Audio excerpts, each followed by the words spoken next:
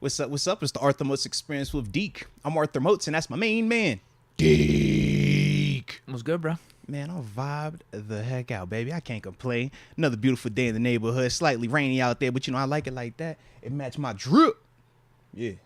Shout out to your drip too, man. I like the sweater fit, man. Let's go. Let's go. You look real studious in here. I wish the people could see my perspective.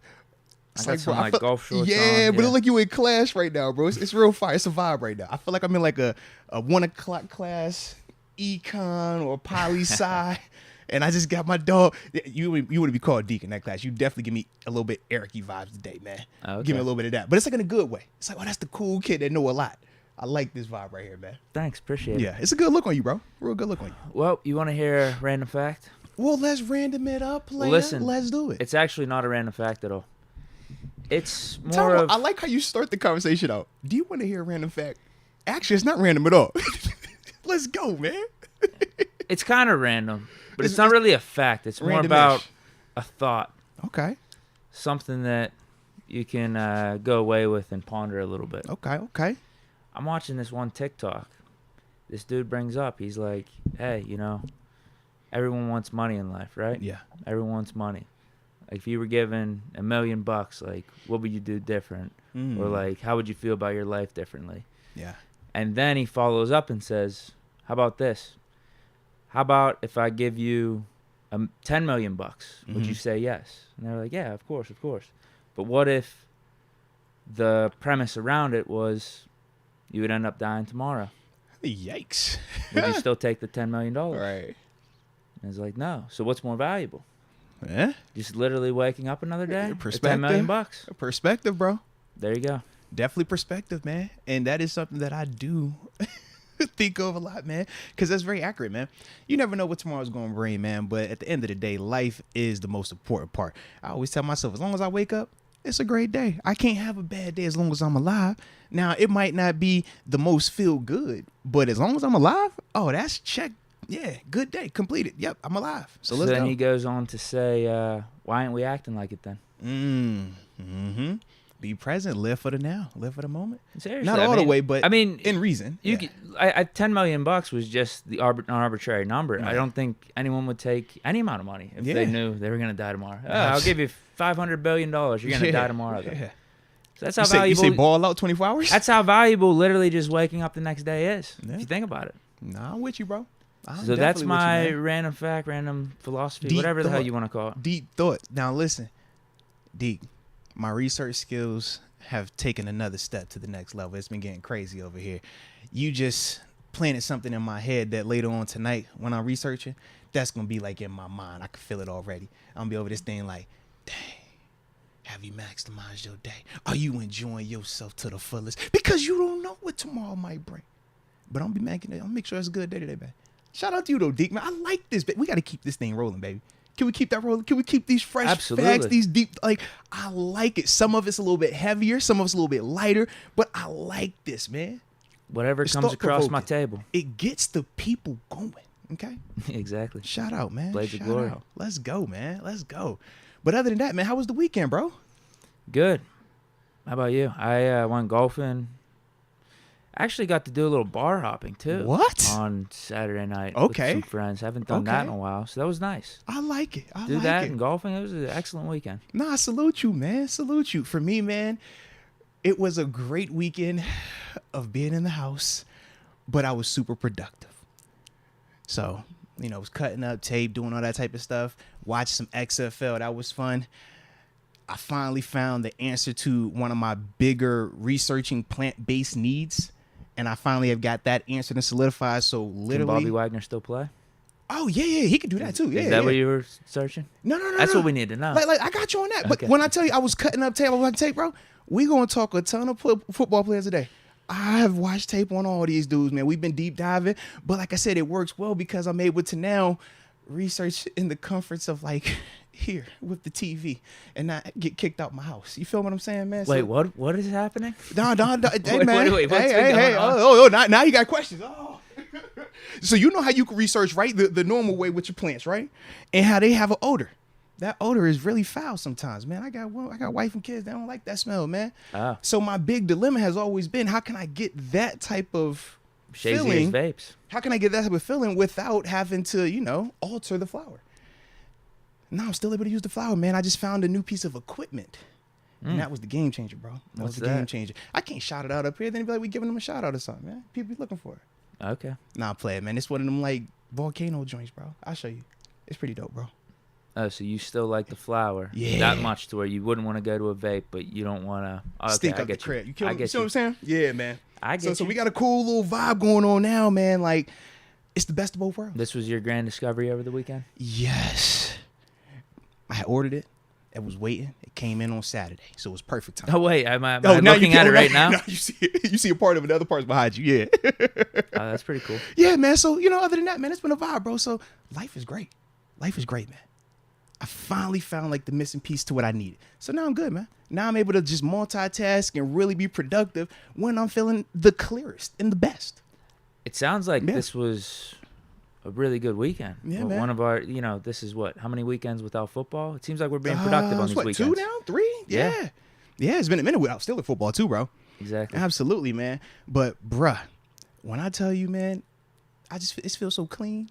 Like, the process of taking flour and consuming, man, it's a beautiful scene, man. Beautiful scene. So, shout out to them. And shout out to all the researchers, the plant-based people out there. But with that being said, I think it is time to officially start the show. So if you're ready to start the show, we can start the show, right? You trying to start the show? I'm ready. Man, you sure? Because you drippy, Deke. Like, I think you brought the ring. When you pulled up with the quarter zip with the sweater, bro, come on, man. I'm on a quarter zip vibe. Come on, man. The quarter zip sweat. I'm just saying, bro. I'm just saying. So with that being said, man, let's get this thing started. Whoopsies. The way that we always do, man. Let us know where you are tuning in from in the comment section. We'll give you those big boy shout outs to start today's show. Let's get it. Oh, and hit that like button on the front end of this thing, too, while we at it. We got DJ Holmes from the 319, Waterloo, Iowa. Shout out to Waterloo. Let's get it. I just wanted to remind y'all, Jack Campbell is a can't miss talent. He was my neighbor, and I watched him all through high school. Bro's a dog. Serious. His neighbor in through high school. I like that. Now, I'm on the Jack Campbell train, man. One of these, Pittsburgh, definitely. I love it in Pittsburgh. Yeah, DJ Holmes, we might need a little story or something. A little anecdote as to man. why he's a dog. Yeah. What you know? Because, if, he don't want to come here, it's 32 teams out there. You know what I mean? So he's going to go somewhere. We need to know his story, though. Yeah. Well, I'm trying to think, actually, for Buffalo, because you're getting rid of Tremaine Edmonds. Okay. You picking up what I'm putting down? Actually, I'm curious here. Mm-hmm. What would you say? You know how Mel Kiper does top 3-5 needs for each team. What are for Buffalo's Buffalo, top 3 to 5? For Buffalo linebacker, you're looking at offensive line, and you're potentially looking at safety, just depending on what happens with Jordan Poyer. Him and Tremaine Edmonds were the two big free RB agent and receiver guys. are the luxury picks. No, wide receiver 2 is still something that you might consider. Think about how we were last year with Deontay and Chase. We felt good about Deontay. We were kind of like, all right, where is Chase going to go? But we were still really optimistic about him. Gabe Davis is the Chase Claypool right now. Started out really hot, postseason run really good. Last season, real inconsistent. So now you're asking yourself, do you really want to marry this and say this is our number 2 with Diggs for the next year or so? Or if a guy like Jordan Addison is available, do you go ahead and take him and say, you know what, man, this will upgrade the situation here. Let's go there. So it's kind of like that going on up there in Buffalo. Running game-wise, they got a James Cook, but once again, it's like you can upgrade it if you want to, but I don't know if they do that draft-wise just yet because you still, you got other pieces that you're looking for. Like I said, if Edmonds leaves, man, that's a big hole.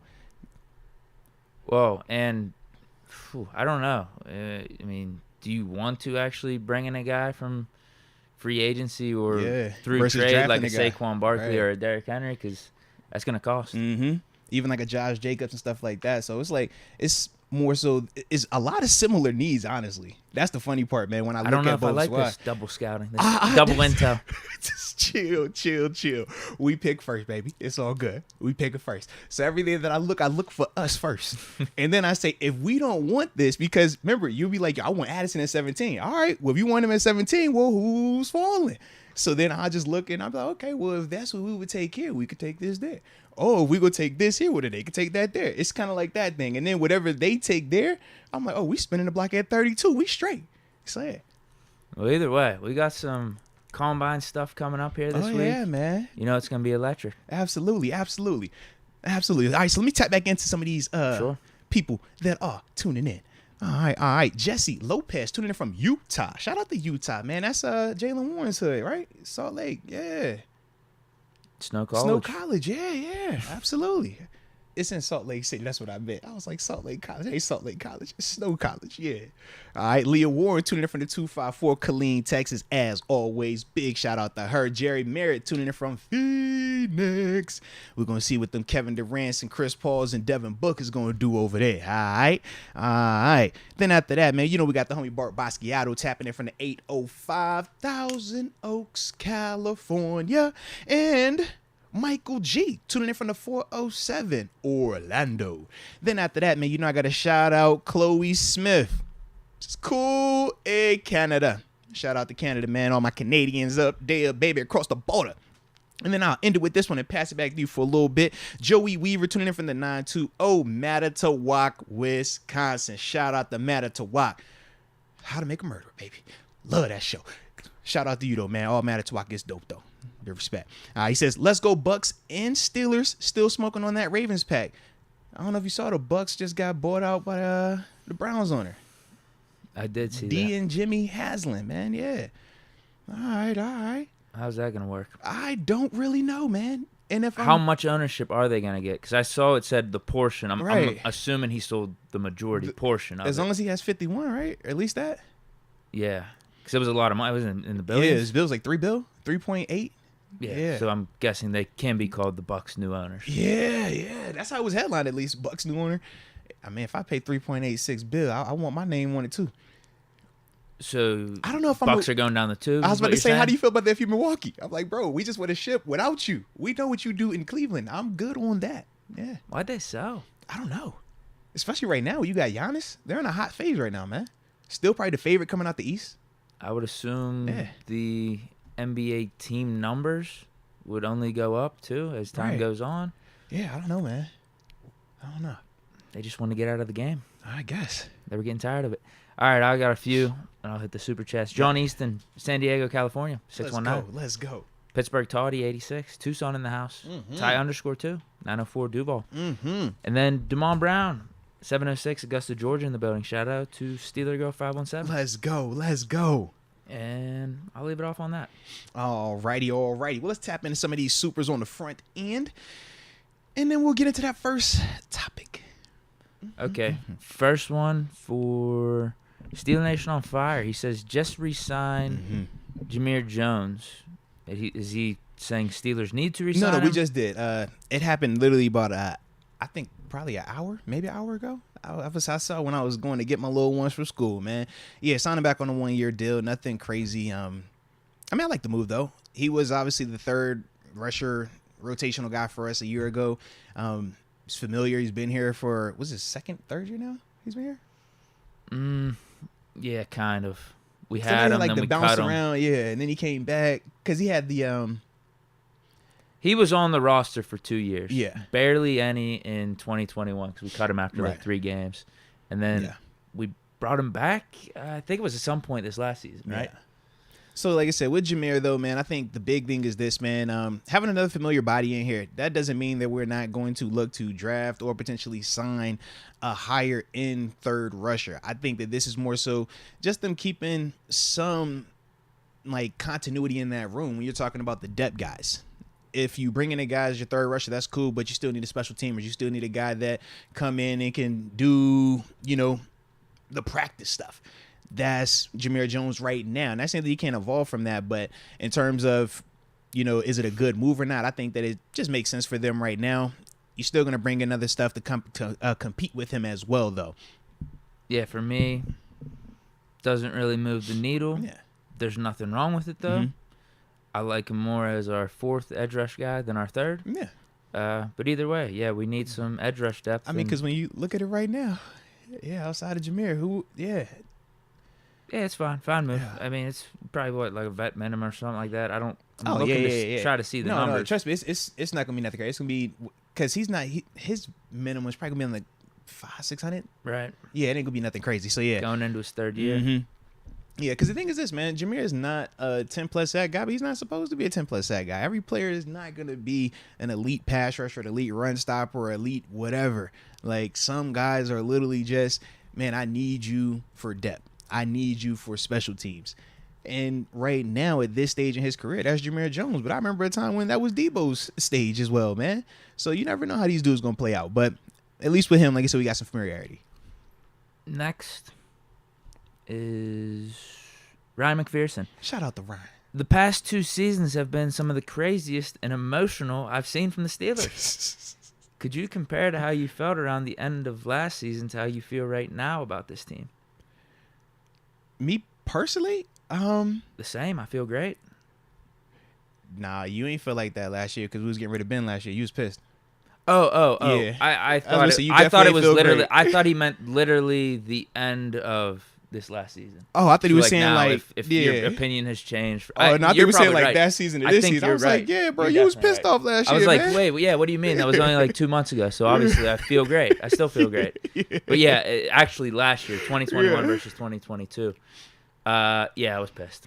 Yeah. For me, man, I kind of do feel similar. I think I'm more optimistic right now just because we know just a lot more. We have more clarity. Last year, it was more so we were transitioning from Ben. We didn't know what that was going to look like, but we knew that that was ultimately happening. So the uncertainty and the excitement of what does it look like? How are we going to find our new quarterback was cool. But I like this go around where we feel confident in our group. And even though we don't have every single question answered, we still feel like this is a group that we feel confident in going forward, at least for this season. And we're talking about maybe adding a piece here or there, and let's see what this group can develop into. So, yeah, I would definitely say it's more optimism this go around than a year ago. But, yeah, man. And you're right in terms of clarity because we have Ben retire. We signed Mitch. We have Mason still have Haskins up here still. Do we draft one of these quarterbacks? Everyone's saying this quarterback class is kind of weak. Mm-hmm. What do we know about Canada's system? Because that was part of it, too. We had no clue. We're like, oh, Ben and Canada weren't necessarily the best of fits. Whenever we brought in Canada, they were like, oh, he's going to bring more of a college style. It's like, okay, so what's that going to look like? Turns out it's really not that much of a college style at all. Yeah. What else? Yeah, we got our quarterback, too. Like, we got our quarterback for the future. Got us a nice receiver right now in terms of George Pickens. We feel really good about him. Even Deontay, we feel good about. O-line feels a lot more solidified. Mm-hmm. Yeah, there's just more clarity. We know a lot more about Highsmith. Yeah, exactly. After seeing, this season, him putting together what he was able to do with TJ and when TJ was away, we learned a little bit about him there. Right. Yeah. Flexibility that we have, too. Yeah. Going into this cap offseason. Space wise, like we're in a really flexibility good spot, and the extra bro. draft pick. Yeah, we're in a really good spot. I do feel optimistic. I felt optimistic last year, but it was like it was the uncertainty. Yeah. It's like, how are these dudes gonna do? Yeah. What's this quarterback situation gonna look like? I can't stay in Canada. What's he gonna do? And you still had that ace in your back pocket too of 7 coming back. Come on, baby. I feel like you don't put. Have you officially put that card like on the shelf, or is it still? Do you keep it like just around? No, it's done. It's done. Yeah. It's officially. As long as Kenny here is done. Like if Kenny were to get hurt, God forbid, at some point in time this season, would you be go over here like, let me dust this 7 off real quick? I got a quarterback, guys. Yeah, I would. I'd bring that out. All right. Depending on how Mitch does. Fair enough. Well, that's Mitch if Mitch could shut me up. up. Yeah, that's if Mitch is here. Yeah. No. Even if Mitch is here, it depends on how he does. Oh, okay. Gotcha. He could shut me up. Play like you did in the Panthers game last year. Play like you did in the Buccaneers game. Yeah. I won't bring up 7. Okay. I definitely won't. Yeah. That was just, just figure I had to ask. No, year removed. Yeah. We got our quarterback. We got the air. Kenny, no, we're good. We're moving on. Shout out to Kenny. It seems like Ben has moved on in his life as well. So shout out to Kenny. Shout out to him.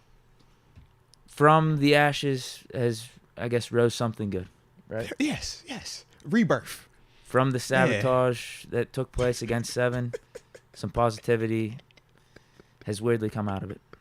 Hey, as long as it's here, that's all that matters, man. We found a way. Gorilla mode. Seeing Anthony Richardson getting a lot of hype. Is this just media this time of year, or do either of you like him as a top 10 pick? Man, I feel like we towed the line of production and potential with KP nicely. Gorilla mode. You've answered the question. We do this they do this every single year. You remember when Malik Willis shot up the charts around this time as well, man. This is what they do. They start posting a couple of pics, a couple of vids on the social media, dudes scrambling around in the pocket, jump over a guy, make a throw, and you're like, oh, man, this is the type of athlete I want at quarterback. Man, this dude's a mix of Cam Newton and Josh Allen. This dude can do this and that.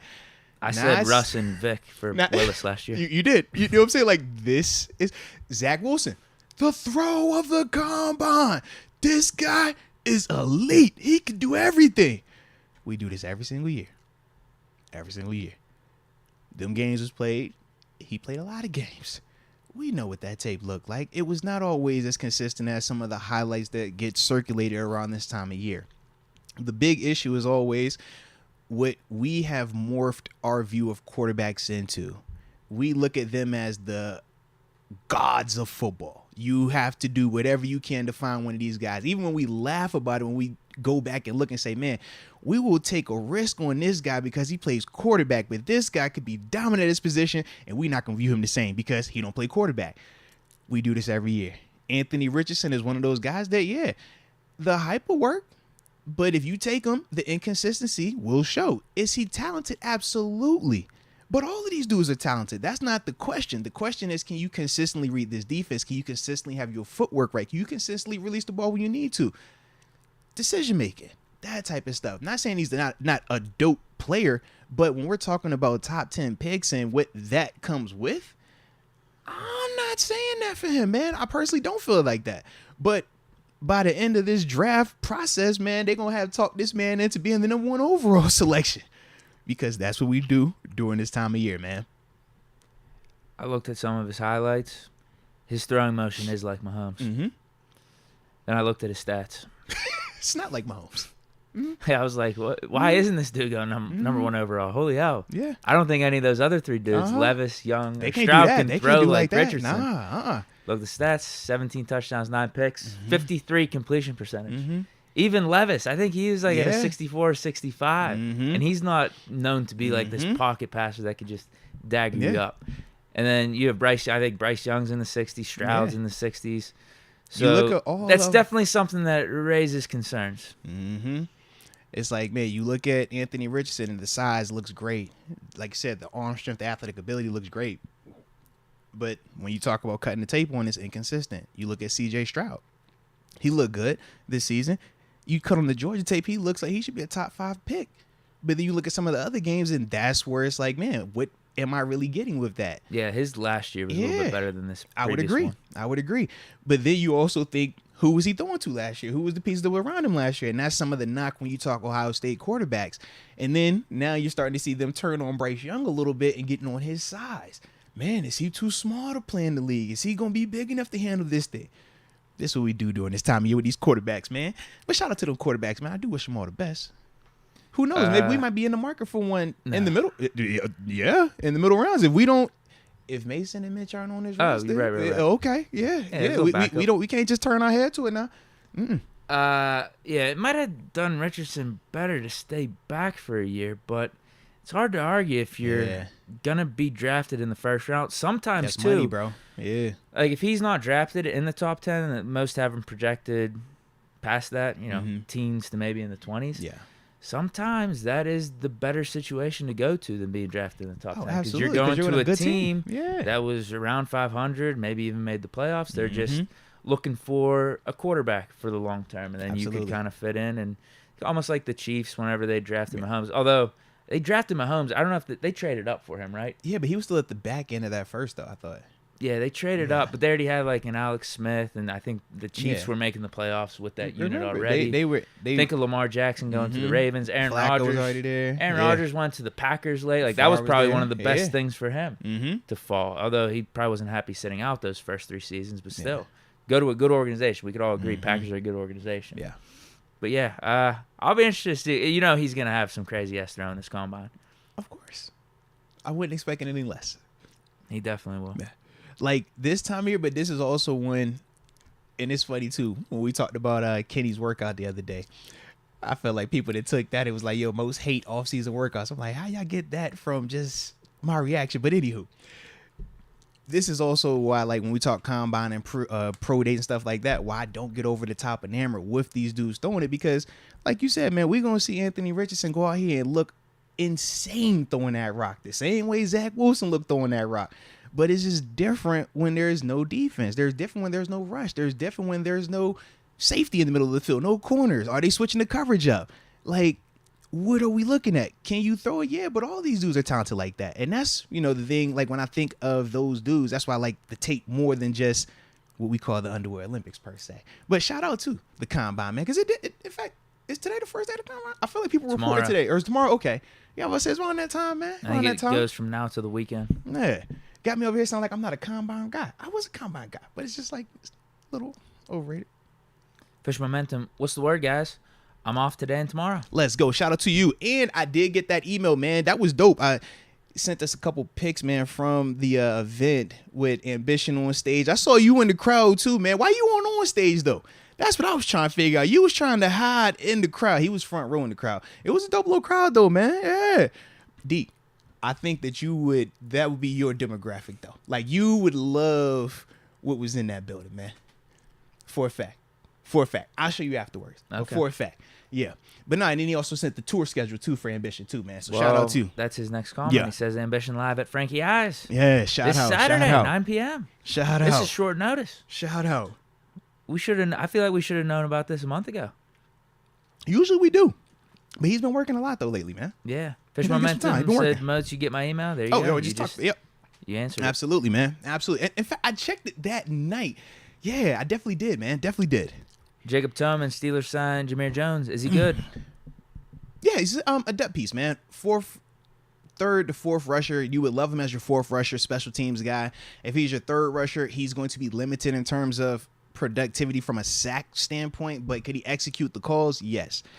You still want to bring in something else, though, to make you feel a little bit more confident in that room in terms of the depth behind TJ and Alex, though.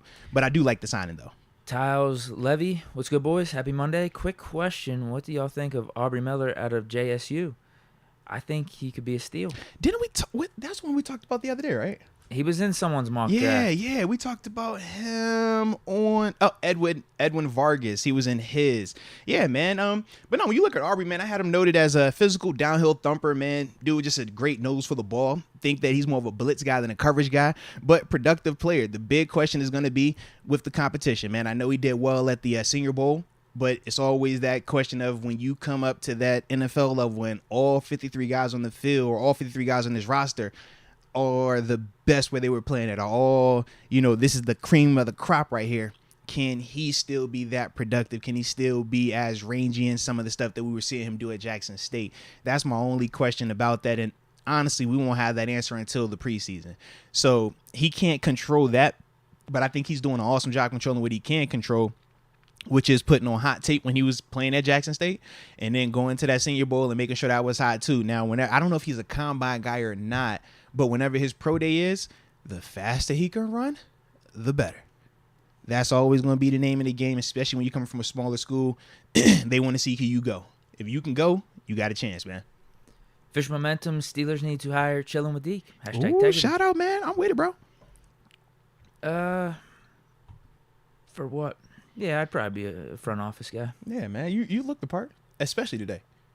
You probably be like a LA Rams dude today, though. Chargers guy. You look at you real analytical. Yeah, you be over here trying to trade. Maybe that's what the Steelers need. They need some extra analytics or something. I'm not a big analytics guy, though. I know, being honest. I you were eyeball for the most part can't stand analytics. Can't stand them. Just win a game. That's the only stat that I care about. Did you win? Are you 1-0? Mm-hmm. Steeler Nation on fire. What if the NFL increased the roster one or two more? There'd probably be an extra quarterback available for game days, right? I mean, that's what they want to try to do now, but it's funny. No one says you can't have 3 quarterbacks on your roster. Nobody says you can't dress 3 quarterbacks on game day. People just choose not to. And then because of the Rams situation, and then because of the Eagles, or not the Eagles situation, the Niners situation in the playoffs, everybody was like, oh, man, why don't you allow them to, add more people to the roster or dress a quarterback or have an extra thing like that? And it's like, no, y'all just once again trying to put quarterbacks on another pedestal. It's like, man, I don't think you need to add another roster spot or 1 or 2 spots. Personally, would I love it? Yeah, because it's going to give another guy a job. From a player perspective, I love that part. But in terms of do I think it's actually needed? Not really. I love what they've done with the practice squad, though, allowing veteran players to be up there now because it at least gives some of those guys an opportunity to still be employed, even though they're not making what they typically would make. But outside of that, yeah, I don't really see the point in expanding it unless we're just trying to just create more jobs, which if that's the case, sure. But if we're trying to do this because, man, we need another quarterback on game days, I'm good. Steeler Nation on fire. No, I just read that one. Camonier, Moats, Bucks the faves out the East? Question mark. SMH, hashtag Celtics. I say either Bucks or Boston. I mean, obviously you can't sleep on Boston, man. Jaylen Brown and Tatum, man, them dudes, they like that. When you got two dudes that can score, two dudes that can create off their own like that, and they play dope team ball, defense, they play hard. Yeah, you always got a chance. But the thing is, Giannis is a handful. And we've seen, man, when Giannis gets going and he actually hits his free throws and even occasionally hit a couple of them jumpers and make you have to come up on him, yeah, that's a handful to deal with. And I just don't know if Boston can deal with that. That's all. Let's go, UW. Keep an eye out for D. Winters at the Combine, inside linebacker. Okay. He's fast. 4.4 fast. You talking 4.4 at the Combine. Yeah, they're rolling. Mason Nielsen. 3 words. Kyle Van Ness. I hear you. D lineman out of Iowa. I definitely hear you. I'm not saying he's not good. I just don't know if I really want to draft him in the first round. Yeah. Because 32? It's funny that 32 is not. I keep saying 32 as the first round. They be like, it's not a first round, second round. I'm like, bro, it's 32 teams. We just know the Dolphins ain't got no pick. So it's technically first round, man. But yeah. Yeah, it's a really high pick. Yeah. You're going to get how many players? It happens all the time that are projected to go early in the top 20 in the first round. That slip to that point just because Yep. no one knows what teams are actually going to do when the draft comes around. Exactly. So you're going to get first round type of talent. Hell, Browns 2 years ago. They got JOK in the middle of the second round. Seriously. Now, part of that was that one report saying there was something messed up with his heart, Yeah. right? But still, yeah, you're going to get some really good first-round talented guys in the second round just because of the nature of how the draft goes. Shoot, we got George Pickens in the seconds, man. Yeah. Granted, he was coming off an injury, but we saw him play in the national championship game. We saw him play. We knew he was healthy enough. Yeah. Exactly. Yo Young, used the Bing AI to get the stream today. Shout out to the AI then, man, and shout out to Bing. All right. I like it. Good for you. Yeah. I'm not the biggest fan of that stuff. Why? I watched iRobot. Oh, I fair know enough. this stuff is dangerous. It's very dangerous. You're right. We're giving AI a little too much here. A little too much power, I think. You know, when he first said he used the Bing AI, I thought he was talking about he was like the Bing, like the clinker, the slammer, like in jail. I was like, dang, dude, you streaming us from behind bars? But I was like, no, they ain't back there. We good. Yo, Young, he outside. He good. So now I realized he was like, oh, he's talking about like the search and then the computer technology. I like it. Let's go. UW says fire Hextall. Gee, because he blowing up the pins potentially, man. He gonna hit he kept everybody last year though. He ran it back. Come on, man. Now he said everybody could get it. He was like, yo, Sid, Malkin, anybody. He said that, or is that? That's like what the reports were saying, that nobody is off limits, including Sid. Yeah. You can't trade Sid. You can never. Well, that's Sid. why he's saying what he's saying. But and he's playing at an absolutely elite level still. Fair. But when you're looking at how the team is playing, that's part of what he's talking about in terms of Hextall. He's like, yo, I want to make some moves. We get it. I think they had a big win last night, so hopefully they could turn this around. Yeah. Track record is they make the playoffs. To do it every year. Yeah. This is a good team. It's still a talented team. It's just I would agree. Playing god-awful. And that happens sometimes. It does. Maybe coach fire. Usually that works. They've already done that? No, they still got Sullivan. I mean, no, I'm saying, but like, that initially happened to get Sullivan here. Then it was like, oh, we're going to fire Sullivan? It's a cycle. No, it is. It is like a cycle. You do that. You do that. I'm telling you. I know. They fired. Because he did it during the season. Yeah. They fired, this is way back, Terrian. This was Crosby Malkin's early years. Okay. And we went on some deep playoff runs with him. They fired him middle of the one season. We bring in this guy. I think he was the coach at our minor league team, Wilkes-Barre Scranton. Okay. Dan Bowsma. Bring him in. We win the Stanley Cup that year with Bowsma. Yeah. So then we extend Bowsma for a couple years. Fire him middle of the season. Bring another guy in, this and that. So, however we brought in Sullivan. Yeah. I mean, sometimes that's how you go in hockey. This is funny, bro. Y'all so cutthroat with this thing. I'm learning, though. It's cutthroat, though. That is it for the Super Chats. Alrighty. Well, let's tap into this first topic, man. We did have some live football this weekend, little XFL. And like I said, man, because of my new equipment, in this room now because you're a lot more comfy in the chairs. We talked about that, man. It's a vibe here now, Yeah. you know? So now I'm able to like really lock in when I need to. So I was checking out the XFL games. I did watch a little bit of that Thursday night one too that we talked about. Yep. It was pretty cool, man. But as a whole, a couple things that I liked was this, man. Still thought that the crowds were really actually good with the turnouts, man. Even the Thursday night game that was in Seattle, if I remember correctly. Yeah, because it was like raining up there. But like all the games that I saw Thursday, Saturday, and Sunday had good turnouts. Thought the production once again was top notch. Shout out to ESPN for that. The thing that I think is pretty dope right now that I'm starting to like a little bit more is just this open mic concept that they have. Whether it's Dean Blandino talking more and more through the process of how the official, bless you, how the official is like thinking on certain calls or what they're thinking when they want to change something. I love that dynamic because it's a chance for us to learn and just get a little more insight on terms of how they view certain rules or what they view as this is too much contact or this is, not egregious. So I thought that dynamic was cool. It was also dope to hear the players, man. I know the quarterback, the one game I was watching with San Antonio because it was Hines and Peasy out there versus Terrell Buckley. The one quarterback, the dudes in the huddle like trying to recommend plays. Yo, man, run this play. My man out that, yo, shut the F up. We go to this. I'm like, yo, this is crazy because typically on ESPN, we don't get that type of content. My man throws a fade ball touchdown, straight moss on him, right? As soon as he comes down, though, you don't even get a chance to celebrate. They got a reporter putting the microphone in his face. Hey, yo, what happened, man? Tell me. It's like, bro, you just can't guard me, man. Throw it up. I go get that. I'm like, bro, that could be dangerous. You get the right person in the right moment. Who knows what they might say? And then you had some of the coaches going in. Man, the one dude, shout out to Eli. Believe. Eli was on the side. He was coming off the field. He's like, yo, coach, I ain't coming out. Coach is like, shh. Yes, you are. And went in on him. I was like, oh, God, dog. But you could hear, it was no bleeping it out. Maybe not the most family friendly right now. But I do like this element when you see these coaches going crazy. They had an OCs or the DCs up in the booth. Man, get the effing call in, man. What's going on here? But it makes me feel like I'm back out there. Because I'm like, this is how I'm used to being talked to. This is how I'm used to talking to people at times. Because in that competitive thing, like we just speak a certain way. And you can't always talk like that with non-football people. They take offense to that sometimes. But it was just pretty cool, man. So I guess I was definitely liking that, man. Got a chance to see Peasy out there. Coaching his Yeezys. I said, boy, you so bougie now, man. You doing interviews and stuff. Boy, Hollywood. But the product was good, though, man. I thought some of the players continued to flash. Some of the guys that we have connections with, Sean Davis, caught him a pick out there, man. It was good to see him, man, holding it down. Delonte Scott, about to say he was another guy out there making some plays. He said those two were the ones that I had watched in the game that I had seen. I'm trying to think who else. Shout out to Josh Gordon. He had a couple plays, too, man. That quarterback that's throwing the ball, man, he kind of nice, though. I don't know if you heard about that Ben DiNucci guy. Well, I looked at the box scores throughout the league last weekend, and I think those were probably the two best quarterback performances on Thursday night, because then everything else was absolutely dismal. I would say it was good defense at certain times, though. Some of it was good defense. Like Matt Elam. You remember Matt Elam with the Ravens? Yeah. He came out, was Florida, right? Yeah. What year? Was that the same year as Edmonds?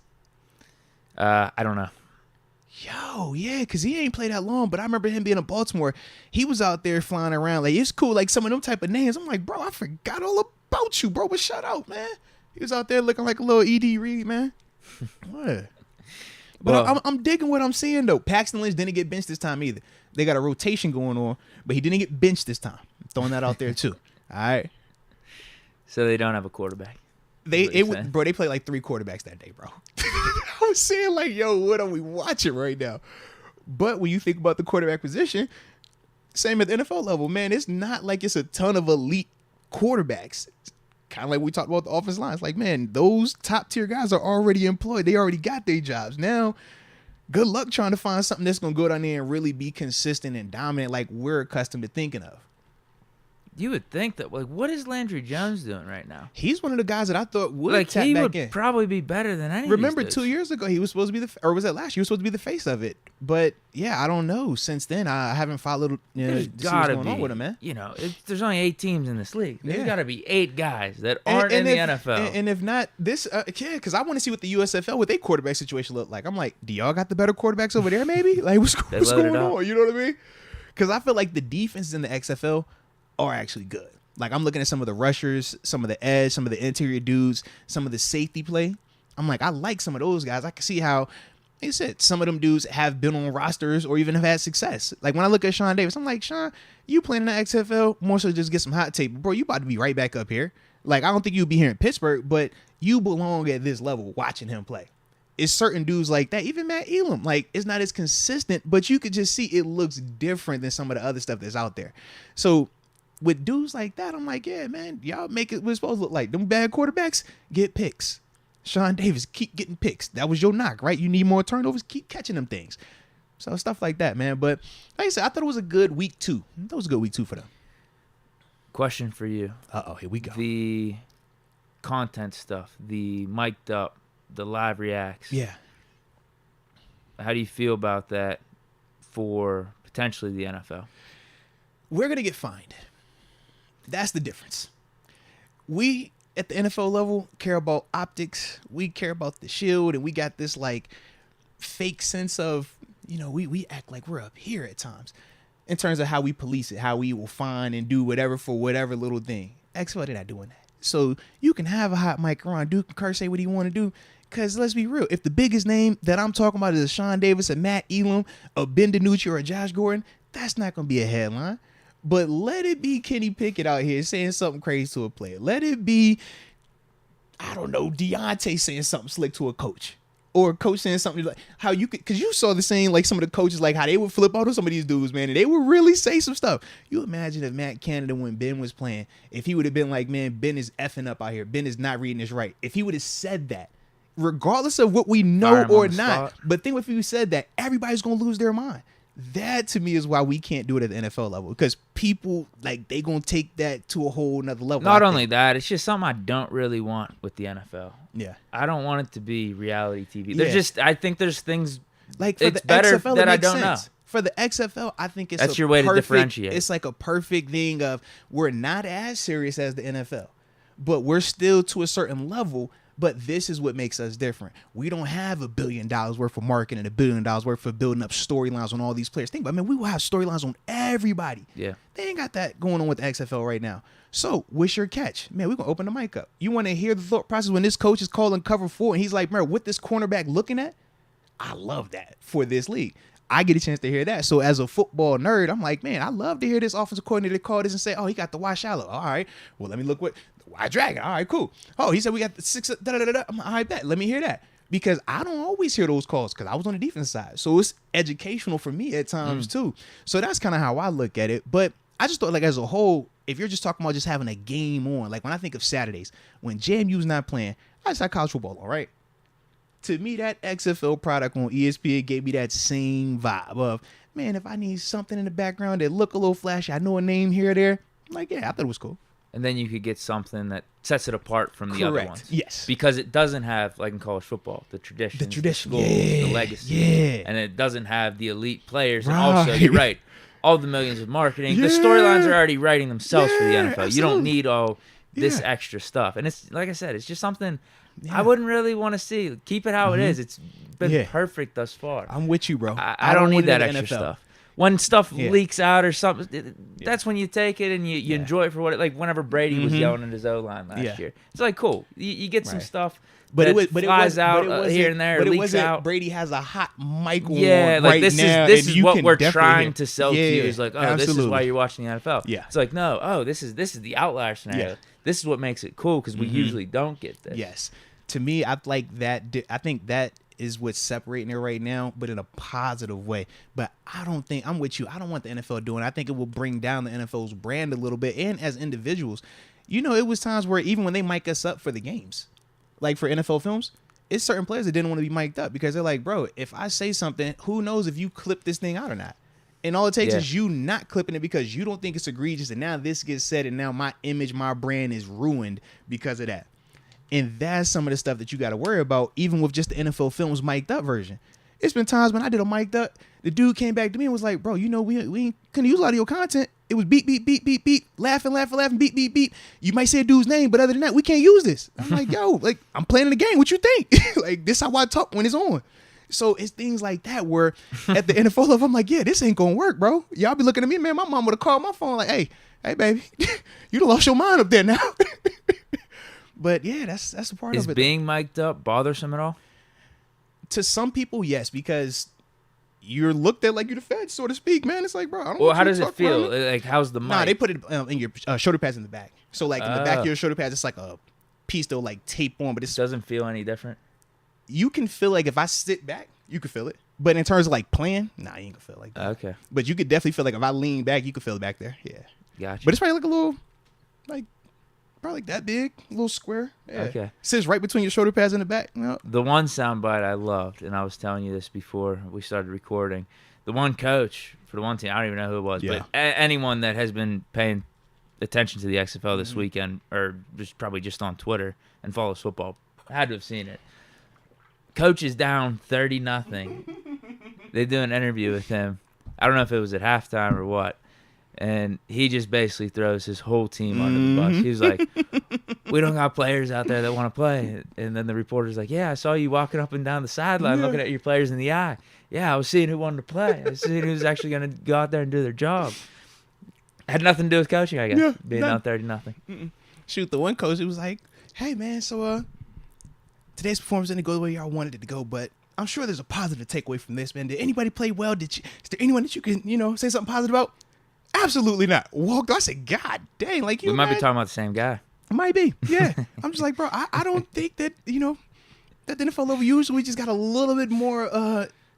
There's just something about us where we don't do that per se.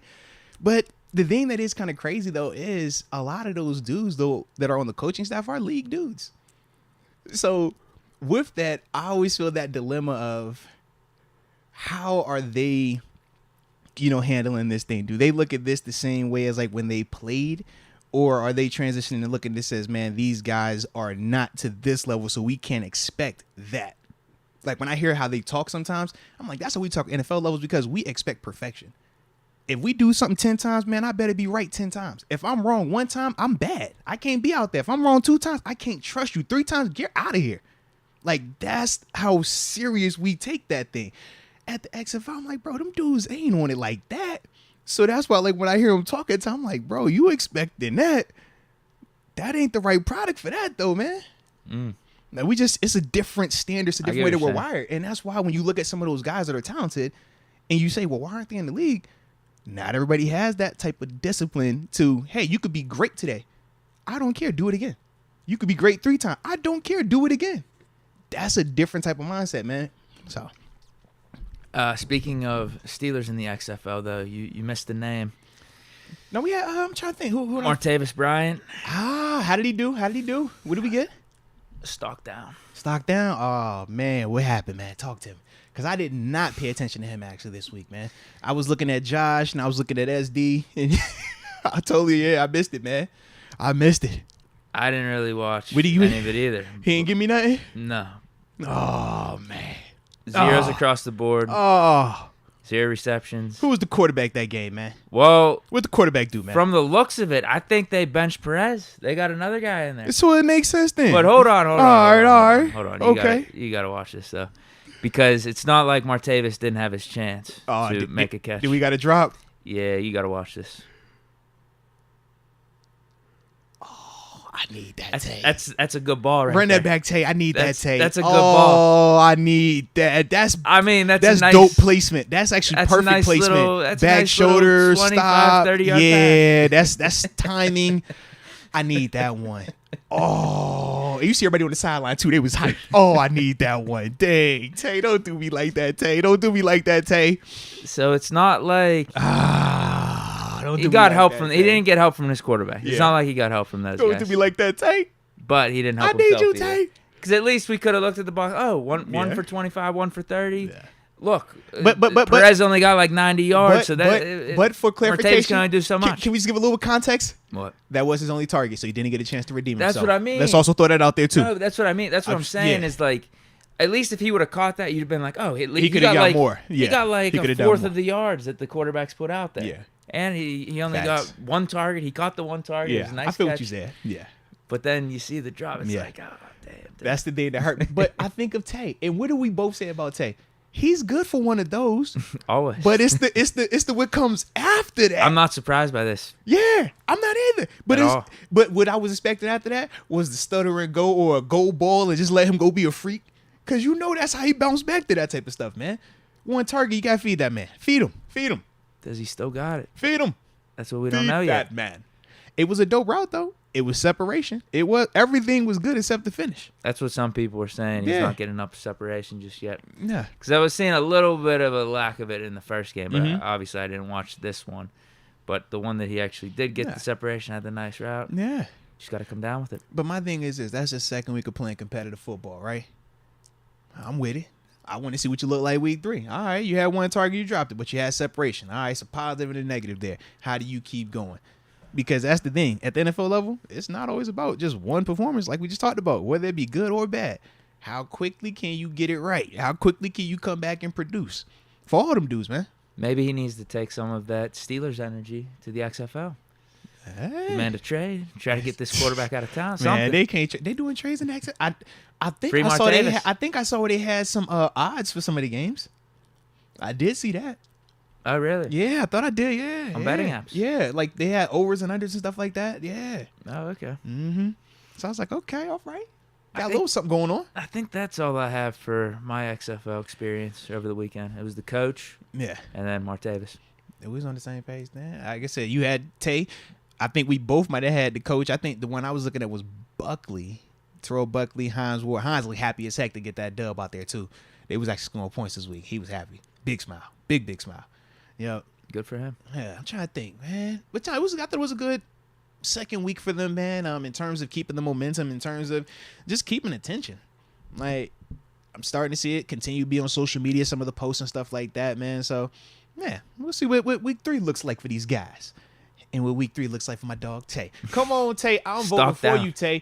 I need you, Tay. I need you. You my dog. I want to see you do well. I want to see you eat, baby. I love a redemption story. And you got a chance right now. Now, Josh Gordon vibing. He gonna challenge you for yours now, all right?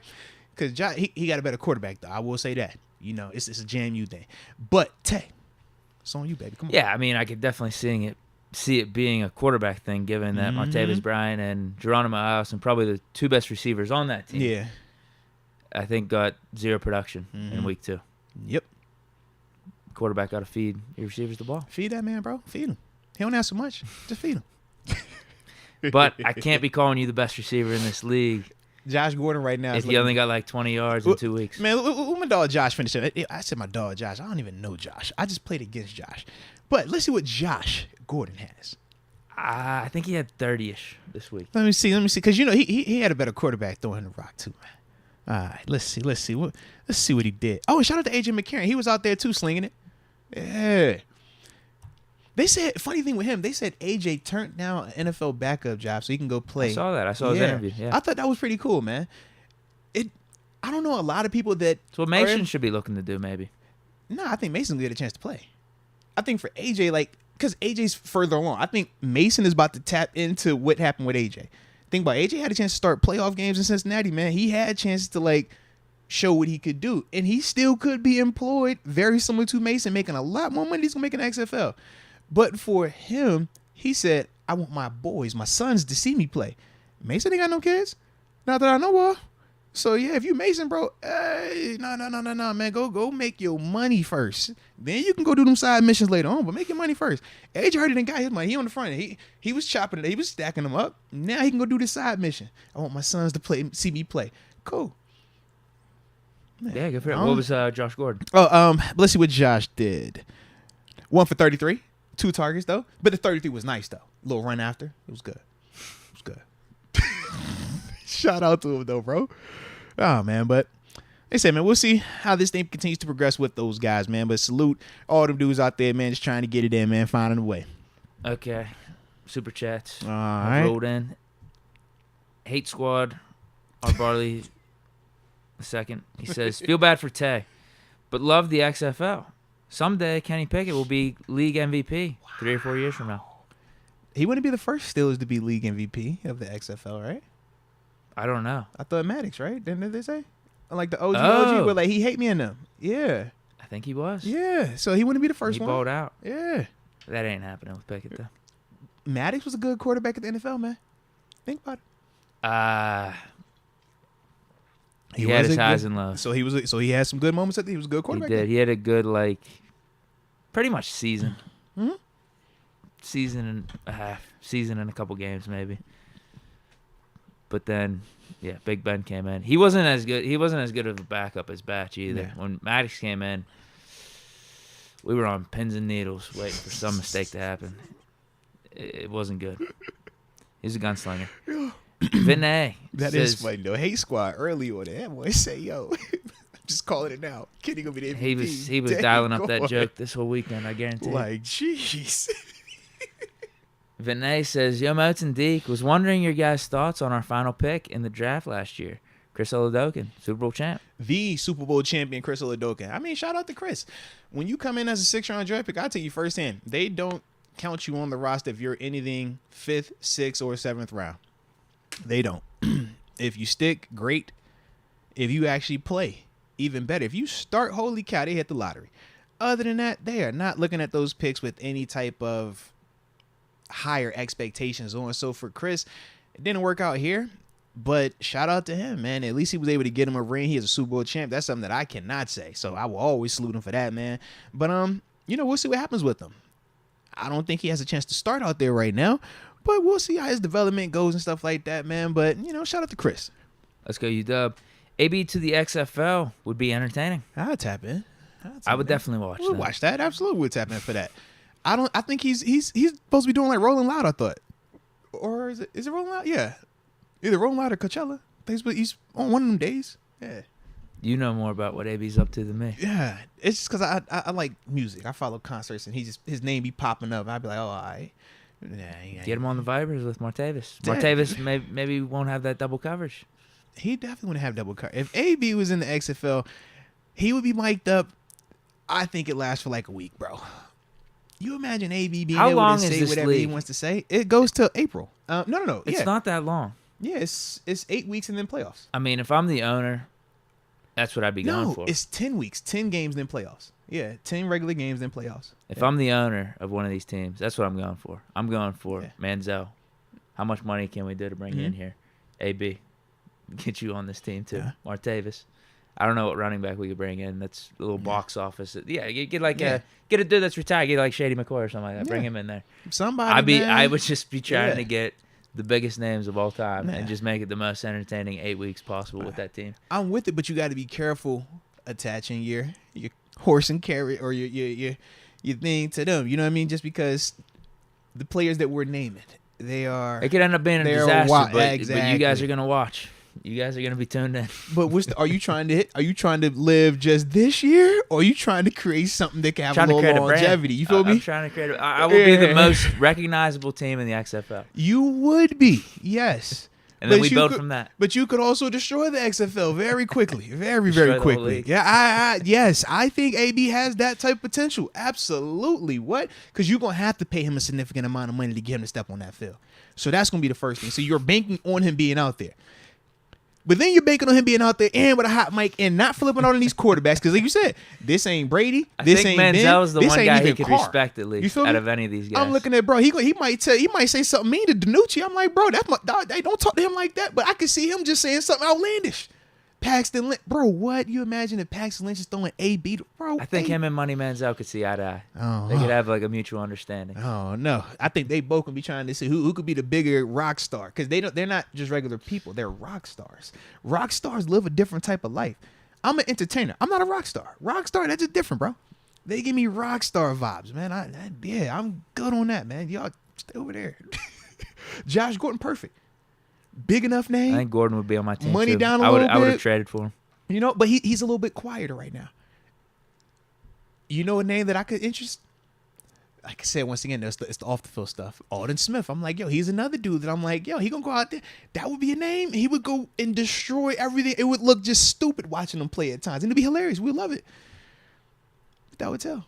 AB would, bro, what DB is gonna check AB in the XFL right now?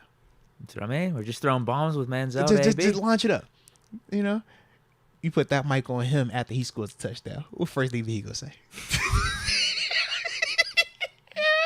That's what I mean. I'd love to see the AB Manziel celebrations. Yeah, I can only imagine, bro. I got to think of a better running back than Steve, Shady McCoy. Kenneth Moses and Steve Brooks. They said L. Bell. He's boxing though. Yeah. He's boxing, but actually, L. Bell, he would be perfect. Killer Bees. Yeah, we'd call the XFL team the Killer Bees, and I'd just have Manziel as the quarterback. We would for a fact watch him. Now the problem that would be incredible. The problem is Tate played for the Vegas team. I don't think the Killer Bees need to reunite in Vegas. Can we get them to reunite in San Antonio with Hines and Peasy? I think that could be just a little bit. They could help guide them a little bit more. Them three in Vegas together and playing ball, it just make me nervous, man. I just see a lot of bad that could happen with that, man. Yeah, you have to rename the team the Killer Bees. Yeah, that'd be awesome. It would be dope, though.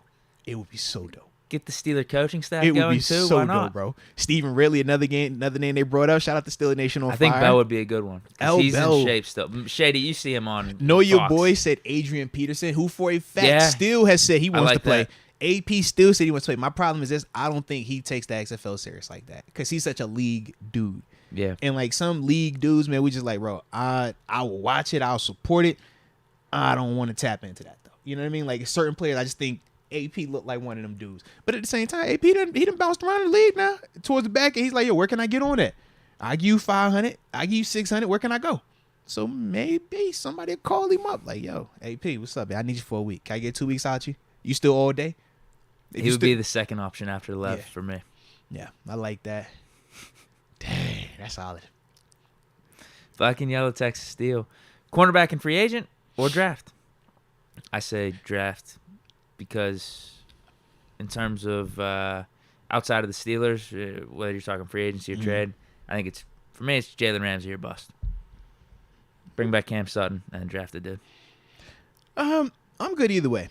I could go multiple veteran cornerback options without breaking the bank, very similar to what we were trying to do this year with the Kello, Levi, and Sutton. I could go that approach and feel fine. I could also go the route of drafting a cornerback at 17 or at 32 and be fine.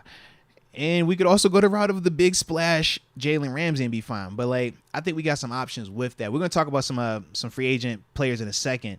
But honestly, I can see it going either way because the pros and cons of draft versus free agent is this. With these free agent cornerbacks, you know a lot more about them. You know what they actually can do versus NFL players. Whereas when you talk draft, speculation. We look at some of these kids' tape. Yeah, it looks good. But what does that look like when you matching up against some of these NFL dudes and some of these NFL concepts, some of these NFL quarterbacks as well? That's the other difference in terms of the person that's throwing those guys the ball. So, like I said, I just go back and forth with it. But I don't think that you can go wrong either way. Unless you're overpaying for people. I think that's one of the things you got to be careful with free agency. But the same way we got to be careful with overspending in free agency, you also got to be careful with overdrafting guys in the draft. You take a guy too high, second round guy that you take in the first round at 17, we might be over here like, bro, our expectations are not going to equate to, the value of that pick. So that's what you also have to worry about with the draft as well. But either way could work though. Yeah, I guess with free agency, I'll kind of take back what I said a little bit. If we're getting a guy to be a depth piece or, a veteran and we can get him on the cheap, I think that's fine. There's no harm in that. I guess I was just more thinking like, hey, if we're going to make a big move in free agency or through the draft, which would you prefer? And I would rather do draft. Yeah. But if we, a name that I think of, it's not going to happen, Steven Nelson would be kind of cool to come back. I like we Steven got him for Nelson. Like $4 or $5 million bucks. Yeah, he's a good name. Like I said, there's some other names that are out there, but it's more so when you're dealing with some of these free agents, you just know it's certain things that you have to question. All right, the big question when this draft picks is, can his game translate? What was the program like? Who were they competing against? At the NFL level, with these free agents, you're asking yourself, how healthy is this guy? How productive is this guy? How much does he want to make? Those are the type of questions you got to surround it, when you're dealing with the free agency stuff. But there's still some options out there if we don't want to break the bank. There's still some ways that we could go about it. Yeah. I'm sorry, I'm just reading some of these comments. Oh, you good, bro? The You XFL. good? The XFL, hey, bro, I'm telling you. Doc Hodges to the XFL. He would be awesome there. That would be more entertaining than any of these quarterbacks. I thought he went to Canada though. Did he? I thought he did. I thought he retired. He could have done that too. Yeah, I don't know. I didn't follow him after that. Yeah. Marshawn Lynch. No, he's above that. Beast Mode, yeah, he's a certain club. It's almost like the Adrian Peterson thing with him. There's no way. Like, I would feel like hurt if I see Marshawn in that thing. I'm like, bro, nah, man. Like, no, you a hero. No, you don't. Stop it. Get out of AP there. would make sense just because he started doing the tour at the end of his NFL career. Marshawn never did. Marshawn never said, all right. He stopped at Oakland. Marshawn, he went home. Yeah. He never hit you with, all right, I'm so willing to just pass me around. Some players will do that. I'll be the third guy. Some people will do the pass me around, bro. Not everybody wants to do the pass me around, Deke. I did not want to do the pass me around either, bro. You feel it, though. You start getting to a stage of your career, like, bro, all right, how many teams? No, bro, we ain't finna start doing What's this. What's my Pro Football Reference going to look like when I retire? I don't want to get out of this thing, and it's like 10 different teams, and y'all talking about, well, what team did Moats play for again? Which ones was it? Like, no. Y'all see, I barely even bring up the Cardinals. I don't like that it gets real janky. You want to have the least amount of teams as possible. You know what I'm saying? AP definitely was like, yo, I don't care about that no more. I'm going to just, you can get some of this. You get some. I'm like, nah, bro. Nah, we got to have standards out here, man. All right. Yeah, your social media tag isn't the Body 93, right? Exactly. You know what I mean? In the 55, we keep that on the email. You see, so it was like a bridging of the gap. That was like when I became professional. Yeah. We got Hate Squad, R. Barley. The second again says, JPJ may run well, but doesn't play fast and too handsy. No, thank you. His name elevates him more than the play. He's my CB5. Okay. Well, that is your evaluation. Nothing wrong with that. I don't agree all the way.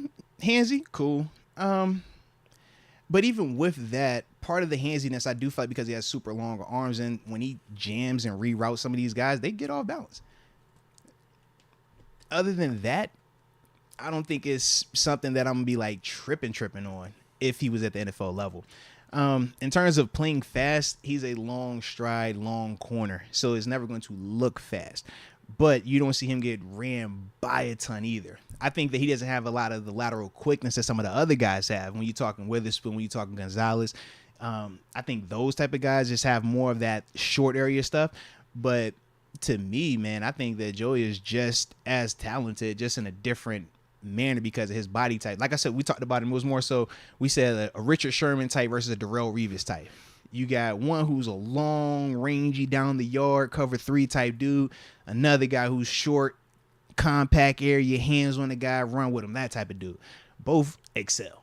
Just depending on what you're looking for. Justin Gordon, yo, Moats. What you feel on guys taking team-friendly deals when earning potential is limited by the time in the not for long? Case by case. I think in some scenarios, you need to go and maximize your money. I think in other scenarios, it's about the fit. I've always talked about my scenario with Atlanta when I finished my first year here. Could have got more to go to Atlanta, but with that situation have been better for me. I had familiarity here. I had already, it was going to be a chance to finally repeat in the same defense, same coaching staff. And you just have to ask yourself, man, there's a Big Ben at QB? No, honestly, that too.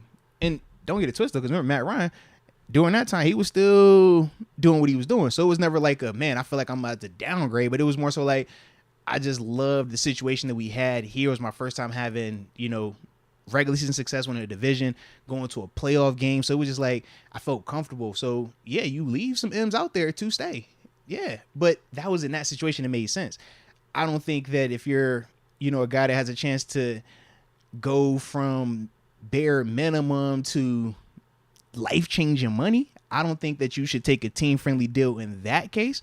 But it's all about how you feel. If you feel like, man, I can extend my career by staying here, you take a little bit less because you say, I'm going to see all of this deal. And that was the other part too. I said, man, if I stay here, I'm going to see all 3 of those years. I'm going to get every dime of that money. Love it. Whereas if I go to Atlanta or if I went somewhere else, who knows, man? How many times do you hear a guy sign, play for 1 year, new coach, they switch him out, or stay for 2 years, 3rd year, hey, man, we ain't trying to pay you that. You got to go. Like I said, I wasn't trying to bounce around too many teams, man. So that was like my thought. But like I said, that's why I said it's more case by case, honestly. See the nation on fire. I forgot that the XFL was on. I was watching my boy Kyle Busch win his race. Shout out to Kyle. And LBJ and the Lakers coming back to win. Yeah, Brown came down from like 20-something, bro. It was filthy. I saw that. Shout out to AD too, man. Yeah, the Mavs could score, bro. They could definitely score. Not as good on the defensive end. Yeah, that's what we talked about it, man. They could score, though. I like them. Justin Gordon, what y'all think is going to happen with Lamar? The Steelers in me wants him out of the North and the AFC. The brother in me wants me to see him get the most money possible and win at SB. Justin, man, you took the words out my mouth, babe. I would love for him to get up out the AFC North so that way it makes it a lot easier for us to dominate the North. Not saying that we don't win while he's out there, but it takes a lot more work when he's at quarterback than when he is not at quarterback. So, yeah, of course I would love for him to be gone. But at the same time, man, I do love the competitive nature of him being in the division. And I want him to be one of those dudes. Why can't he be like when we talk about Ben or Flacco or Matt Ryan, who stayed at places for 10 plus years? Why can't he be that? I would love for him to have that opportunity. And I think him in Baltimore makes sense. I think it's a dope scenario there for him and for the team. But if they ain't gonna pay him what he wants, I don't think, we just talked about taking team-friendly deals, I don't think this is one of those scenarios where you take the team-friendly deal, because you've been on the team-friendly deal on your rookie deal, and they have not brought in pieces to help you out. So why are you going to take less now and then hope that they're going to take care of you again? Nah, man, bump that. Go get what you can get, maximize it. And we know the position he plays and how he plays it, that he does have a higher probability of sustaining an injury. Not saying that it can't happen to any quarterback, because all quarterbacks get hurt. And I love when they bring up the stat, well, you know, he ain't finished the past 2 seasons. Okay, cool. Was he the only quarterback to miss games last year? Was he the only quarterback to miss games the past 2 years? Absolutely not. So with that, it's like, man, what are we trying to say? Is Lamar not able to play football? Is Lamar incapacitated or something? Nah. And we could all agree that probably if he had his contract, probably would have came back this season too. But that's just one of them things, man. But yeah, I'm kind of with you on it though, man. I am. It'll be interesting to see. We keep talking about how the Ravens played out, because there's no doubt in my mind, based off the current quarterback market, Lamar is worth the $50 million a year, whatever it is. Just because if Kyler Murray and Deshaun Watson are getting the deals that they're getting, Lamar deserves that. I wonder, and this has been brought up over the past couple weeks, if the Ravens are just because they make that deal, doesn't mean we're going to get that. Though. Yeah, they probably are saying that. Yeah. And this is the sticking point, but this is also why when you talk about negotiations, that Kyler Murray deal, when we made such a big deal out of it, this is why. That Deshaun Watson deal, why such a big deal made out of it? Danny Dimes is trying to get $45 million. You see what I'm saying? Get the hell out of here. So it's like, but think about it. When people were talking about the Kyler Murray, should you pay him or not, and they paid him like that, this is the ripple effect. It makes Danny Dimes almost have a case a little bit. This is the ripple effect. I have a playoff win. This is the ripple effect. What are we talking about here? If I'm Danny Dimes, you dang on right I'm saying that. If I'm Lamar Jackson, I'm not taking a cent less than that. You should but that's what they did. And then the Browns with Deshaun Watson. Now, granted, that situation was a little bit different, but either way, the money is spent. The check has been cashed. The new market has been set. And if you Lamar, you're not about to be the one to say, hey, I'm going to get the market back corrected. Why I'm going to be that guy? Bump that, man, correct it next year. Pay me mine, you correct it with the next quarterback. when Joe Burrow and Justin Herbert and Kenny Pickett and them want to get paid, hey, they can change the market. They can bring it back to normal. But don't correct it on my turn. No, if I'm Lamar, that's what I'm saying. The market got to correct it. Not this year. It correct it next year. It won't correct on my half. I'll show you that, man. Let's go, UW. You're right. I mean, the Burrow and Herbert contrasts are going to be interesting, too, because they have every right to ask for 50 plus. If you Joe Burrow, how you taking less than Kyler? Make it make sense. It goes back to what you said. What do you want, though? Yeah. If he wants to keep a Jamar Chase and T. Higgins on the team, if he wants to keep a Joe Mixon around, maybe he does. Maybe he takes less than that. He's in the Josh Allen Mahomes range for like 40 something. Yeah. Who knows? The contracts are going to be interesting, though. That's what I'm saying, because Lamar's looking for his money. We got these two dudes. Actually, so out of those three, all three are worth, based off the QB market right now, worth $50+ million. It's like, okay, does it keep going up? Or does one of them take the team discount type of thing? Right. And because I think Joe Burrow, you make a stronger case for him to take the team discount because of the piece that they put around him and how they've structured his roster. If I'm Lamar Jackson, what can you look at and feel like, man, this team has really done whatever they could to give me weapons? And it's weird to say, because you were hinting at it. Like, for Lamar, you want to stay with the Ravens because they're a good organization. They are. You go into the Falcons or the Commanders, could be a shit show. I'm with you. But the Ravens during Lamar's tenure, they didn't help him out that much in terms of receiver Think weapons. about They put everything- together a nice defense, Right. nice system, and everything. And then they turn around and pay Roquan Smith $100. They take care of the defense. They gonna keep that right. But it's like, man, you've been having Lamar play Superman for all these years. He done had you an MVP. He done won you a like everything he's done. He's had to go crazy to do. Why is that? Help that man out. And that's why I'm like, man, if you didn't want to help him out when he was doing it like this, why would you think they're gonna help you out now? Why should you take a little bit less? Then let me go take 40 something, and maybe they'll bring me a wide receiver in here. They ain't done it since I've been here. So why would they change it now? They tried with their draft picks. I think Bateman's decent. Yeah. Brown, He was just hurt. Yeah. And then Hollywood, they traded. But yeah, Brown was Yeah. even at the time he was with Yeah, I'm Baltimore. with you. So iffy, such an iffy player. I don't remember. but they've when- had opportunities Talk to to me even about. upgrade. Do you those remember guys. when he was coming out of Oklahoma? He was a first round pick? He was speedy, but the frame was small. Yeah. Yeah, I don't know, man. Yeah, it's been different, man. It's been different how they been handling him, man. Let's go, UW. Beast mode belongs in the booth. I don't know if they'll let him rock like that, man. He ain't got no filter, bro. Didn't they have Aqib Talib in the booth last year? For no, he was supposed to do Thursday night Amazon football, but then he had the little situation. His brother shot a dude at the that whole thing. So then he ended up declining or taking a leave. Yeah. But Beast Mode, man, Beast Mode is must see, man. When you hear that man talk when he's on camera, man, I love it, dude. Like, but that's his energy, man. Anybody that's had a chance to share the locker room with him, we'll all attest to it. Like, that's him. He's just always been his true, authentic self.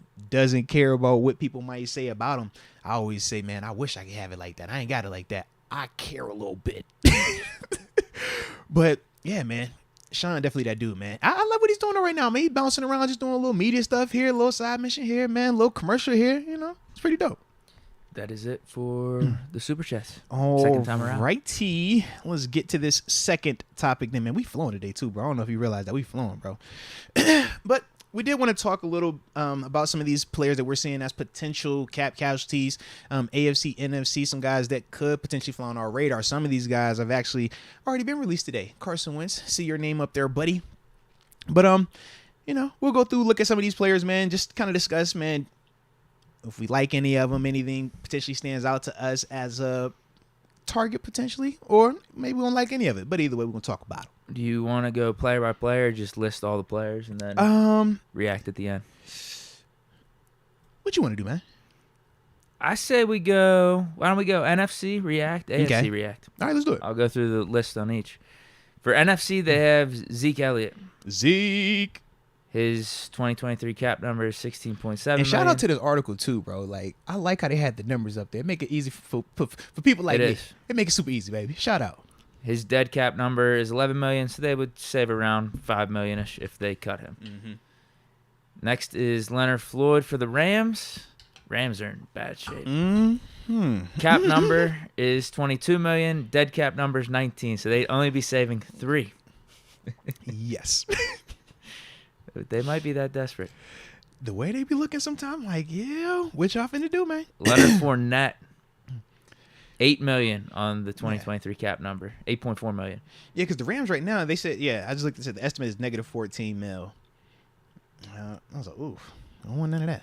Fournette's dead cap number is 5, so they would save 3.4 million.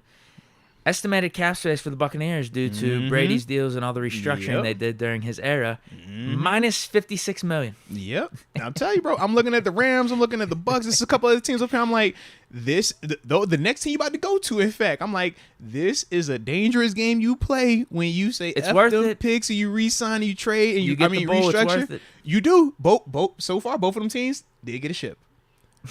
Rams got one, Bucs got one. But you see when it's over, you like, yo, Tampa? Ew. Kendricks for the Vikings Shout out to linebacker. Eric. Let's go. This one makes a lot of sense. It does. Because 11 million on the cap number, his dead cap number is only 1.9 million. So you're saving between like 9 or 10 million by cutting him. And their estimated cap space is minus 24 million. Yes. Kirk's and that's taking up before all the cap Justin's space. deal too. When Yeah. when you got you a really, really good quarterback, they cost. Jack Mason, on the Bucks. Mm-hmm. We know what their cap space situation is already, but See? they can maybe save an additional 5 by cutting him. Save you some money, man. Y'all trying to save some money, huh? They trying to save a little money, Deke. Yeah, his cap number is 9.5. Dead cap is 4.3. So you'd save $5 million by cutting him. Harrison Smith for the Vikings. Mm-hmm. Big name right there. Bro, they money is bad right now, bro. We in a great spot. Our money good. They money not so good right now. Yeah, his cap number is 19. Dead cap is 11, so they'd save 8. Mm-hmm. Michael Thomas for the Saints. Hold on. Deke, get your ski mask, man. This doesn't even make sense. They just want his ass off the team. Mr. Ski Mask. And I was a Michael Thomas guy, bro. That ski mask though, man. I can't even lie no more, Dude's bro. just stealing money. That ski mask, bro. You saw what he did this year? No, but they would Ski actually mask, bro. have a worse dead cap number if they release him. They just want him Yes. off the team, I think, at this point. Bro. Potentially. Yo. If they actually do what this NFL.com article Listen, says. he said, I don't even need the Draco. We're going to leave that in the car, D. We just going to walk in here. Go through the front door this time, man. Yeah, because his cap number is 13.3 mil. His dead cap is 26 mil. Yes. Yeah, they would be putting more towards their cap hit by releasing him. I don't know why. Wait, what is their justification for this? Because he ain't been playing, bro. He has literally not been playing. Then he came back this year, played, I think, 2 games, 3 games, and then set out the rest of the thing, man, with a toe. He had a toe injury, bro. Yeah, man. That's exactly what they're talking about. Yeah, they're bro. just saying the production's not there, and he's always hurt. Ever since he signed the deal, was it the second to last year when Breeze was there? He signed that deal, and ever since then, bro, it's just been like, yo, what's happened? I've never seen nothing like it. It's crazy. I don't know. I'm not a doctor, though. So maybe it is very, very significant, but I don't know, bro. It ain't adding up. Very weird The scenario. math don't be mathing all the way with that one. Carson Wentz, he already got cut, but they saved $26 million by cutting him. That was a no-brainer for them, huh? Absolutely. Sheesh. Yeah, they're rolling with Sam Howell. Mm. Jameis Winston for the Saints. Famous Jameis? 15 million cap number. His dead cap is 11, so they'd save 4. Bro, they in cap hell too. Jeez. Yeah, and they didn't even get that bowl. Minus 47. Lord. They didn't get the Super Bowl. For the $7 million into Hizzo? Yuck. Anyone you're looking at the NFC here? Yeah, so a couple names stand out to me. Eric Kendricks, obviously, one if the price is right. If they did decide to release him, I think that he still can get it done at a high level, can cover, could run. He would definitely be our best inside linebacker, no debate about that. And he's 30, so you're still not to the Levante David, who's 33. So he's still a couple years younger there, but he's still a dude that's been playing at a high level, man. I just think for him, when you start talking about the money that he's been paid, the expectations are still high for him. I think if we're talking about bringing him in, we would try to get it not at 11-4, and see what we can go from there. But this is a dude that, he's been a dope player for a while, man. So he's one of them. Shaq Mason, he's another guy I look at, man. I like his tape. Now, granted, he plays right guard, so it would be a conversation of could you move over to left or would you want to move over to the left spot? I don't think it would be an issue for him, but he's a Super Bowl champion, has pedigree. In terms of would he be an upgrade over Dotson, I think they're both similar in their game. I think Shaq is slightly more consistent, but I think Dotson is more athletic. So if you're bringing him in, if the money says he's your starter, great. But at the same time, if the money says that we like him to be in the front seat, but we still gonna have him compete, and if Dotson gets him, he gets him. Well, like either way, either way, I got a high end backup. Either way, I'm gonna feel good about my interior portion of my line. If James Daniels got hurt, I know I can either pump Dotson over there, I can go Shaq Mason over there. So I definitely like both of those players from that standpoint. Leonard Floyd, I'm kind of cool on him. He's athletic. I like Highsmith way more. I think Highsmith's the more physical player, more polished player in his pass rush. Now, granted, Leonard still had 9 sacks this past season, but yeah, you'd be talking about Floyd as the depth guy, right? Yeah, to me personally, yeah. Is he at that point in his career? But the problem is what he's coming off of just making money-wise.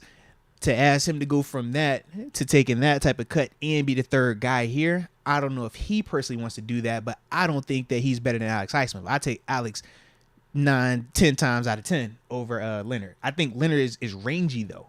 He's got that athletic build. He can go. But in terms of like the rushing and the skills and just the play in and play out, impact versus the run, I think Highsmith just does a better job of that. Yeah, like it's almost back to the Bud Dupree conversation.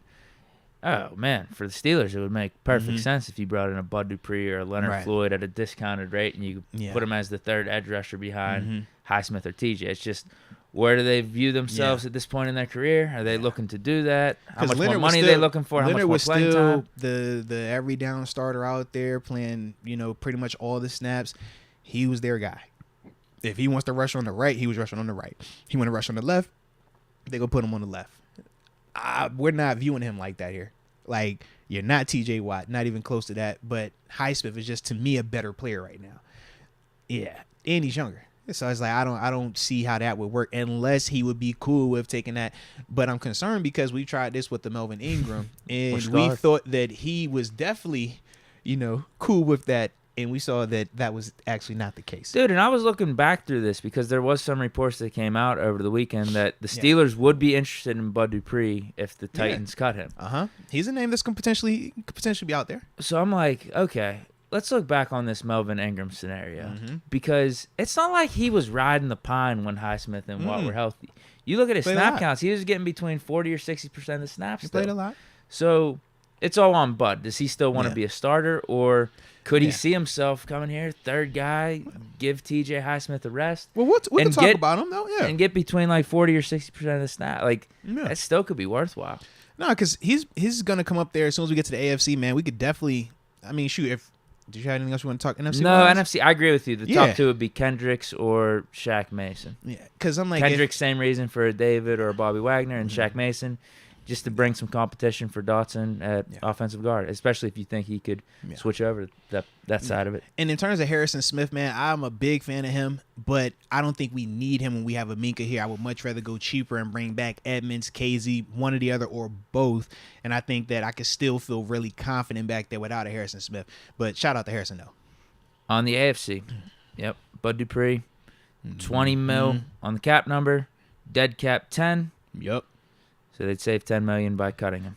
Now, granted, he wasn't a part of the initial start of releases with the new GM down in Tennessee. When you talk about Taylor Lewan, Robert Woods, and Randy Bullock being released, he wasn't a part of that group. But when you talk about the money that they could potentially save by making this move, they're looking at potentially saving $10 million, and they only have about $12 million in estimated cap space available to them. We'll see how far they go with this. In terms of Bud, though, man, first off, man, y'all know Bud, my dog. That's my brother. Like, love Bud, man. Big B's. You already know what time it is. But in terms of him to here, like you talk about, man, I thought you hit it perfectly with where is he at right now. When I watch him on tape, can he still play at a high level? Yes. But at the same time, in Tennessee, man, he has been banged up. Remember when he left, he was hurt. He left with the torn ACL, man, and then obviously signed down here in Tennessee. Started the season off down there on the PUP list, if I remember correctly, and then played the end of that season, played the that following season after that, but he's just been banged up. He hasn't been really healthy. Even watching some of the games from him last year, could see him out there, and it's like I still see the burst, I still see the get off, the power. He still plays with great excitement. They flip him right side, left side, stuff like that. Everything that we know he's capable of while he was here, I think he's still capable of doing. But we're not going to pay him like that when you have Alex Highsmith already here, because both of those guys are dope players, and I think when you pair either one of them next to TJ, man, they're gonna all go off. But it's Highsmith time right now. You know what I mean? Because he it's his time. Like, Bud had this opportunity. Bud did the 5-year deal, and then ultimately from there he went and, broke the bank to go to Tennessee. That's what he was supposed to do, though. This time around for Highsmith, he might not get a 5 for 85. But I think he's going to get compensated really nicely here because of what he brings to the table, him being homegrown, and the consistency with that. Not an injury history with this dude. Not any off-field stuff. Nothing really negative to say about him. In terms of who's the better athlete, Bud's the better athlete. I think Highsmith's the better player right now, though. And that's just, kind of how I feel about it. Now, if you're talking to them two dudes, they're going to always say they're the better player because that's what you're supposed to do. That's why I love them both, man. Shout out to both of them dudes. But to me, I think, man, if Bud could come in and be the third guy, number one, I think it is great for the Steelers. But low-key, I think it's great for Bud. I think so, too. Because now it takes that pressure off of him while he's trying to get back healthy, because he still wasn't healthy at the end of last season. He still missed like the final 2 to 3 games. But it's like this would give him a chance to ease back into this thing, get some situations where you're set up to succeed, like we did with Melvin early on. Remember, it wasn't, hey, Melvin, we want you to play 100 snaps. Nah, give me 30 to 40. Give me 30 snaps here. And we can see the impact. We can see the productivity, how fresh he looked. We had a 3-headed monster. Looked good. Come TJ on, and bro. Highsmith, they all look good. Come on, bro. So when I think of Bud with TJ and Highsmith as a rotation, I'm like, bro, this is crazy. And Bud's already been a part of rotations. Bud was not all the way rotating down there, but he's to that stage where he knows I don't have to play all these snaps. I can come off the field. It's all right. To me, I think it would be a great scenario. But once again, when you're talking that money, it's hard for Bud to say, I'm going to come here to Pittsburgh for 5. For 5 would 7, probably be you know what I mean? I'm going to come here for 5 or 7 when we know teams pay pass rushers. That's just what they do.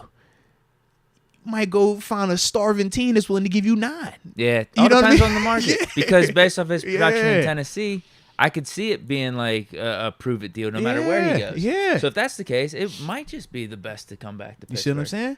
But it's like the big thing is going to be, all right, is your 1 year prove it in Pittsburgh for 5? It is this 1 year over here for 7? Or do you got a 1 for 9? Or is How somebody many willing to snaps give you, you get you know in what I'm those saying? other places? Yeah. You're going to be the full-time Who are starter. you playing next to over there? What's your situation? How good is that defense? All those things are what I think of with Bud right now. But, of course, like I said, man, I love it back. I think it'd be I would awesome. love it I back. think it makes I would sense for love it both back. sides. I would love it. I really do. Because his stock is kind of down right now, man. He took the big deal, but it never got a chance to really materialize. The health, I thought, to me, the health played a big part of it. When I watch him, man, it's just like, yo, I knew, you're hurt. Cool. But when you get paid like that, you can't get hurt. That's the problem. How we looked at TJ. It was like, TJ, hey, bro, all right. Hey, man, this is cool, but nah, we need this because we see the missing productivity right here. We see the hole that is created when you're not on this field. For Bud, that's what he got a chance to experience. He never had to experience that before. Come back to Pittsburgh, you ain't got to deal with that, man. But you're going to get paid a lot less, though. What I compared it to is Bud could be like your 6th man. Just let him come in and cook. Seriously.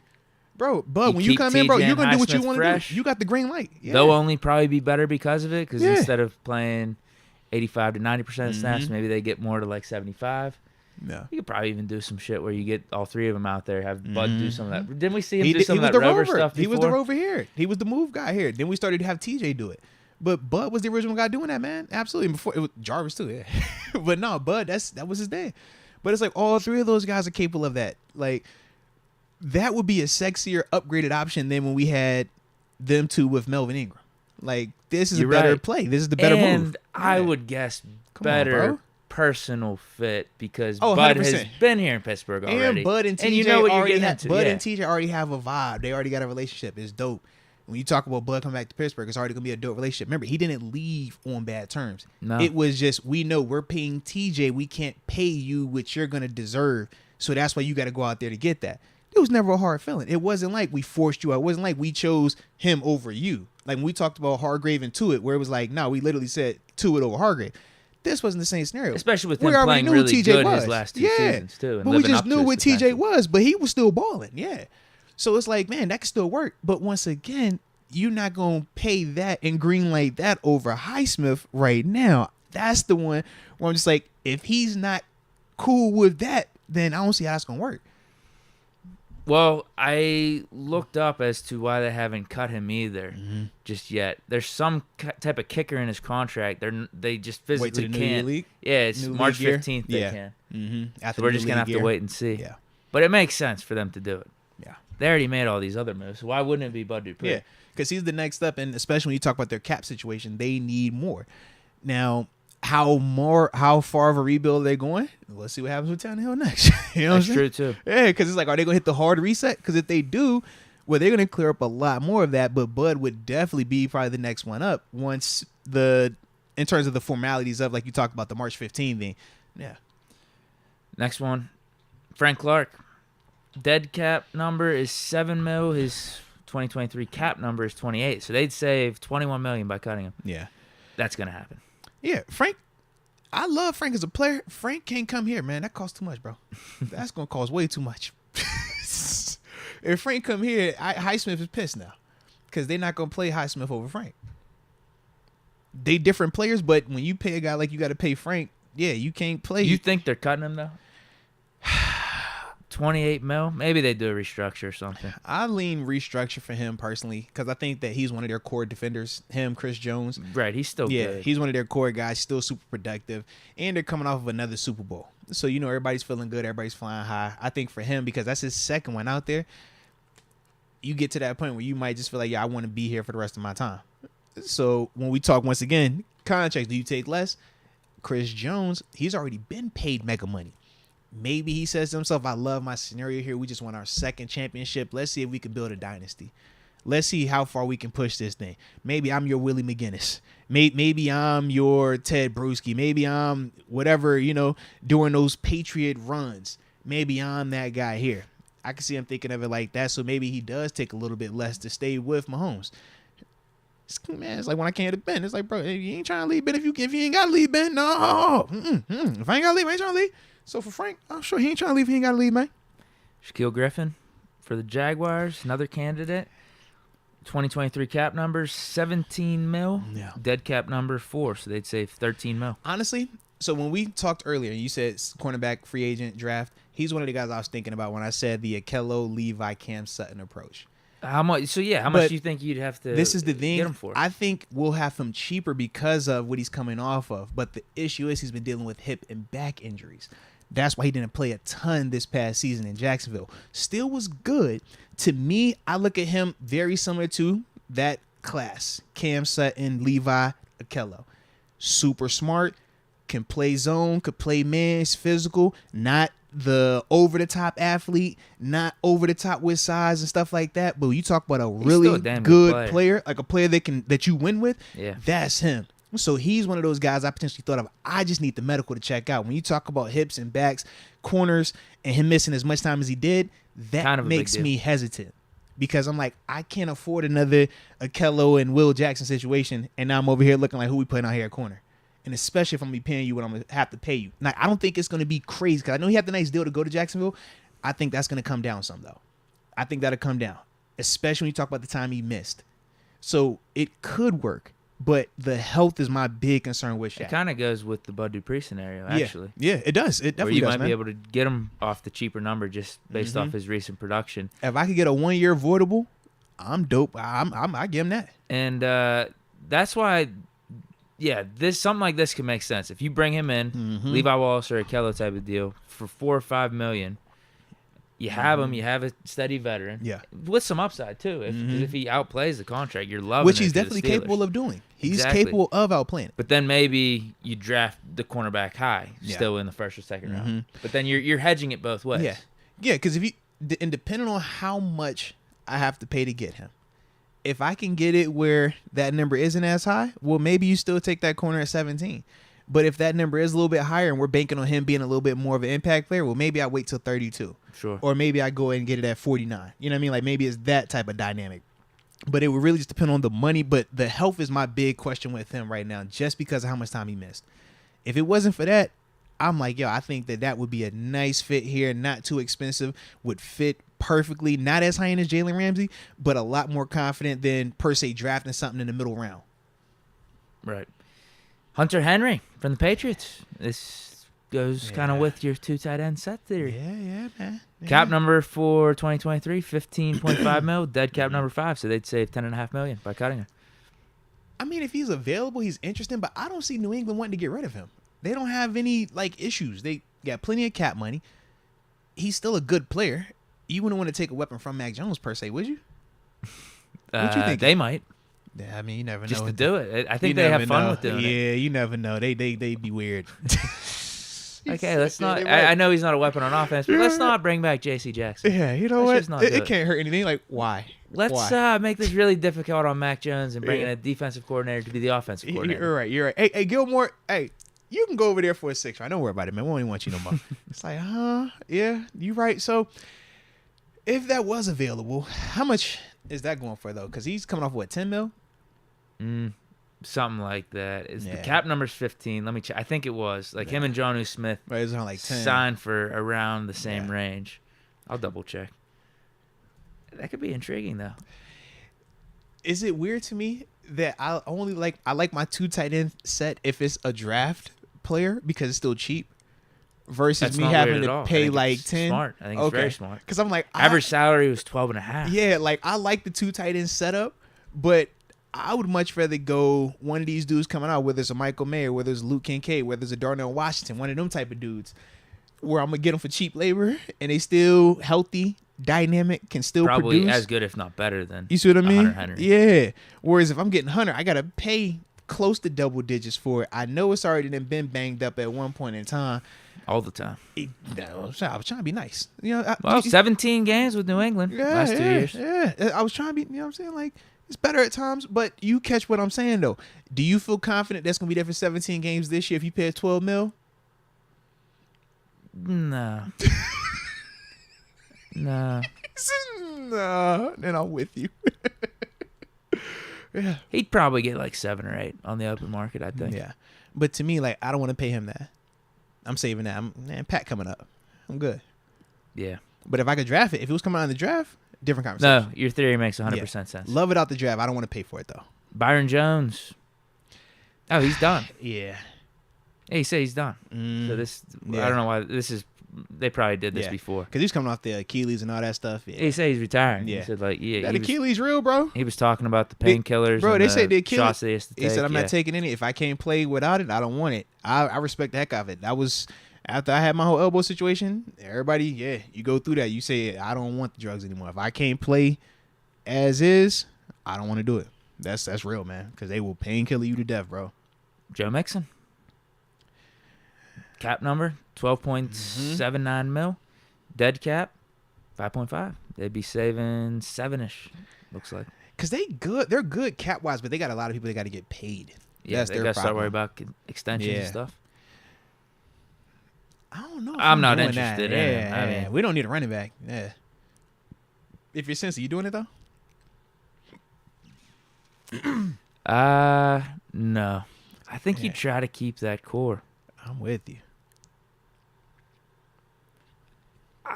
T. Higgins. Yeah, I think you try. You At least see for what one Burrow. more year. You got to pay Burrow first. Burrow gets see paid what this happens year. after that. We're going to pay Burrow, break the bank. Hopefully you don't break the bank. If you don't break the bank, then T. Higgins can get something nice. But either way, you can't go crazy this year because you got to pay Jamar. And you would much rather lose T. Higgins than Jamar. Mm-hmm. But T. Higgins is going to be looking for something this offseason. He's in Deontay's scenario from last offseason. So you ask yourself, if you're Cincy, who is more impactful to this offense, or who do we need more on this offense? T. Higgins or Joe Mixon, or who can I live without? I T. think Higgins it or could Joe be Mixon. 50-50. It could be a coin flip. I'm so with you, bro. Because I'm like, I can make a case that, all right, man, you get rid of Mixon, you draft the running back, you still got Shamaji P. Ryan there, and you run it, that way, but you still rely heavily on Burrow and these weapons, a wide receiver. I could also see them saying, man, we got Jamar Chase, we still got Tyler Boyd. Let's keep this running in so we don't have to have Joe going back to how it was early in the season where he's getting killed back because he's throwing it, too many times, and we got somebody that we feel confident in running his ball. Then we could just draft the receiver in the second or third round or something. And so far, they probably feeling good. They're like, man, we done hit on 3. C.J. Mosley. This is interesting. 2023 cap number 21 mil. Dead cap 14.9. They would save 6-7ish by cutting him then. But they ain't got a lot of cap space either. Now, for me, man, if CJ were to become available, yes, I would want him. He would be the one that I would definitely want. Very similar to the conversation with Eric Kendricks. When you talk about CJ, I know when he first got to New York, he was hurt the first couple of years, man, but last year, man, he was not hurt. Last year, he's back. He looked good. Yeah. Last 2 seasons, 168 tackles. He looked good, man. In 2022, he had 158. Listen, you talk about a dude that physical, strong, do what you need him to do run game wise, can match it when you need him to match him in terms of some of the zone dropping concepts. I think that this dude, when you watch him, he's just so smart. Like watching Bobby Wagner play, you'd be like, bro, what they lack in athletic ability at this stage, they make up for it with their above the net game. It's like, man, they cheating over things. I'm seeing them, line certain ways. I'm like, bro, why is he doing that? And then I'm like, oh, this is genius. I love this high level football that I'm seeing. That's CJ, bro. Yeah. Now, the money is obviously the situation with that one. Yeah. I think it'd be cheaper than Edmonds, though. Tremaine? Yeah. Because it's 30. Yeah. Has some injuries. I don't know if the Jets are moving off him. I don't think so either, bro. Really good defensive core. I don't think so either. You I would kinda love wanna if they keep did. that. I would love if they did, because technically he didn't get paid with these guys. He got paid with the old guys. But I man. Yeah, he's coming off of a great season. Yeah, if I'm New York, I'm keeping it. I like it. But if it's available, you will hear me first. Let's go get one. Let's go spin a little bit. Because I think he like that. Because we were talking about Levante David and Bobby Wagner. We were saying 7, right? 1 year, 7. So you're saying less than Tremaine from Mosley. Mm-hmm. You're thinking he going to be more than them, though. Yeah. 8, 9-ish. If I get 8, 9-ish, I love it. On the Steeler discount. I feel like it's going to be 10, 11-ish, though. On the Steeler discount, though. Yes. If I get the discount, I love it. I promise I do, because, bro, I'm going to cut the tape one guy. I watched a couple of them games. I even went back and watched when he played us. That's the beauty of, when I get in my zone like that. And I'm just like, bro, this dude was making plays, bro. Like, it looks good still. And I like it, man. Well, he took that 1 year. He took the COVID year off. He did, yeah. Or was he hurt? I don't. He thought did not play in 2020. Yeah, I thought that was when he decided to opt out. But I know the year he before was that coming was off when he was coming off the injury ACL. in 2019. Was it? What did he? It was. Was it ACL? I don't remember what it was, but it was something significant when he first signed there. Yeah, 'cause he only played 2 games 2019. Yeah. 2020 completely off. And then 2021, 2022, like I said, 2 good seasons. No, CJ liked 168 that, though, tackles, 158 tackles. CJ back liked to back. that, bro. He liked that. You watch him, man, in the box, bro, how he's reading, how he putting hat and hands on folk. Yeah, that's a grown man. Mm-hmm. Next one, Matt Ryan, Matty Ice. Is he in backup quarterback territory now? I don't even know if I want him to be that. What to say is that? I don't know. I don't even want him here for that. QB coach, yes. Backup QB, no. He can give you the backup. Come here, mentor Kenny. No, I'd take Mitch all day, any day. Over MVP and a guy that's taking a team to a Super Bowl. What? To be the mentor? If neither one, his sake, we don't think Kenny's playing. Up. We don't think Mitch is going to play if he backs up Kenny this year, right? Yeah, that's the plan. So who is going to be able to give you more in terms of how they view it? Their mental advice. I think Matty Ice is a little bit more QB removed. coach, that's what I'm saying. He's a little bit more removed. Offensive assistant, bring him in. He's a little more removed, man. I think Mitch gonna still be eyeing it, bro. Mitch gonna still be eyeing it. He gonna be looking at that thing like, go ahead one time. So you're saying that's what he's doing down in Florida? Okay. Keep your friends close, enemies closer. All right. Okay. All right. He's got to be hosting it too. It's down in Florida. He hosted last year. Come on, man. That's his thing. He's the bring everybody to Florida guy. Shout out. I like the leadership. You think there's a little side mission going on with Mitch, though? Hey, I think he put everybody else in the big bedrooms, and I think he put Kenny in the little small one. He's like, Kenny, man, it's the twin bed right here, but it's still cool, though, bro. You got your own TV, though. And he hit him with that one. Mm-hmm. Yep. Mm-hmm. I'm viewing Mitch's actions from a positive light. It's a good move. Like big. I was like, man, this is respect, man. He's a good dude, man. Big team guy. Yeah. I've gained respect for Mitch after he got benched. He's professional, bro. Like, it's something. In many cases, how he played, and then also doing stuff like this. Uncertainty here in Pittsburgh. Obviously, the season didn't go how you wanted, but you're still with the team. Yeah, be a professional. You're still with the guy that replaced you. Be a professional. It's not always easy to do, but be a professional, man. And that's what Mitch has done. That's what Mason has done. Like I said, man, when dudes are professional, they're able to, like we talk about with this scenario right here, you could put all of the politics, all of the decisions that come from upstairs to the side and say, man, at the end of the day, we still teammates, bro. We still trying to improve. Whether I'm still staying here or if I go somewhere else, we still trying to get it in. I think it's different for him too because he's still under contract. Whereas most of the time, when a guy has been beat out or a guy is no longer the man, especially like this, usually it's like the end of the deal.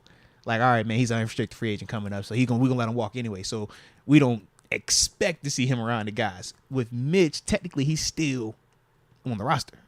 So he's still part of the guys. So if nothing changes, he does have to prepare as if he's going to be the starter, because that's how you're supposed to prepare. Regardless if you are or not, you have to prepare like that. And as a quarterback, It happened 3 times last year for him. Absolutely, man. So for him, he's doing what he's supposed to do. Being a professional. Do not let your feelings impact your preparation. Like, you got to prepare how you're going to prepare regardless of what else is going on, man. But back to Matt Ryan.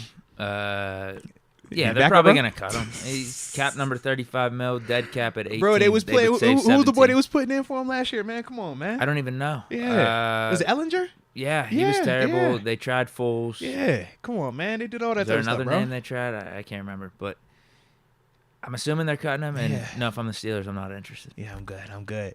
Uh-oh. Ryan Tannehill. Yo, boy. Next one. Cap number 36 mil, dead cap at 18.8. So they'd save 18-ish by cutting him. But you do that, you have officially hit the full-on reset down there. For Tennessee? Yeah. I don't know. I don't think Tannehill's in backup territory just yet. Tannehill still could play. To me, man, Tannehill missed out, man, with some of them injuries that was going on in Tennessee. I think, man, you give him a healthy they would have made the roster and playoffs run last the game. year. Yeah, absolutely. Shoot, they still almost made it, even with everything that went bad for them. I just think it's one of them things, man. They just got to get back healthy. They get back healthy, Tannehill could still get you over there. I don't know how. He took him to an AFC Championship game before, so I was about to say I don't know how far you can go with him, but we've seen him have success. So you're running it back with Tannehill, Henry? Me personally, yes, because I don't want to waste whatever I have left with Henry. I don't know if it's 2 left. I don't know if it's 3 or if it's 1. But I feel like, man, if I go and move from Tannehill right now and I say, hey, it's Malik, or if I'm drafting somebody, because Malik was only was he? One third? No. He's a third round pick. Yeah, third round. Yeah. I was like, yeah, he was a third rounder. Yeah, so it's like you don't feel like you have to stay with that because you took it in the third. So you got that flexibility for whoever the Tennessee version of R. Barley is down there, or whoever the hater squads are for Malik. They ain't tripping because they're like, it's third round pick. Man, get them off that thing. We ain't tripping on that, you know? So yeah, that's like nothing. Yeah, so for that's them, like for us, we'd pick Justin Lane in the third round. Yes, like we ain't tripping on it. First round, totally different. So for Tennessee, they still got flexibility. If they want to say we're gonna move on from Tannehill, draft the guy first, cool. If they want to stick with Tannehill for another year or 2, I think they can still do that. I personally would stick with him at least for this next season, though. I'm reading this comment. Ramel Edwards, Matt Ryan is like Jake Paul, overrated. Ooh. Shout out to Jake too. Man. I was gonna say, you have any take on that? He had a fight. I didn't watch the fight, but lost. I mean, I kept up with it. I've seen the highlights of it. I just wasn't gonna pay pay-per-view money for Jake Paul. Get out of here. And I ain't feel like pirating it either. So I was like, I was gonna watch XFL. I was gonna watch, tape. I was like, that's what I'm gonna do, and I'm gonna enjoy myself. But nah, man, big time kudos to Jake for number 1 fighting an actual boxer, man. Tommy Fury, is a boxer. He's not an elite boxer, but he's still a boxer. It take cojones, man, to get in there and do that, man. So big time salute to him on that. I think the big thing for him is just need more reps, more experience with this thing. He's 6 fights in. Most of the time with them boxers, man, they get, crazy long amateur career, or they fight a good amount of the filler fights that he was doing early on. He just cut it down at 6 versus getting like 10 to 15 of them things in. So that was it for the AFC cuts. I think we came to the conclusion Bud and Griffin. Yeah. We could be interested in. Bud and Anyone Griffin, else? and if CJ Mosley were to somehow get released, he would be very intriguing to us. Yeah. Because we said that we don't want to pay for a tight end. So Hunter Henry, nah. Frank Clark makes no sense because we already have Highsmith. Yeah. I like it, man.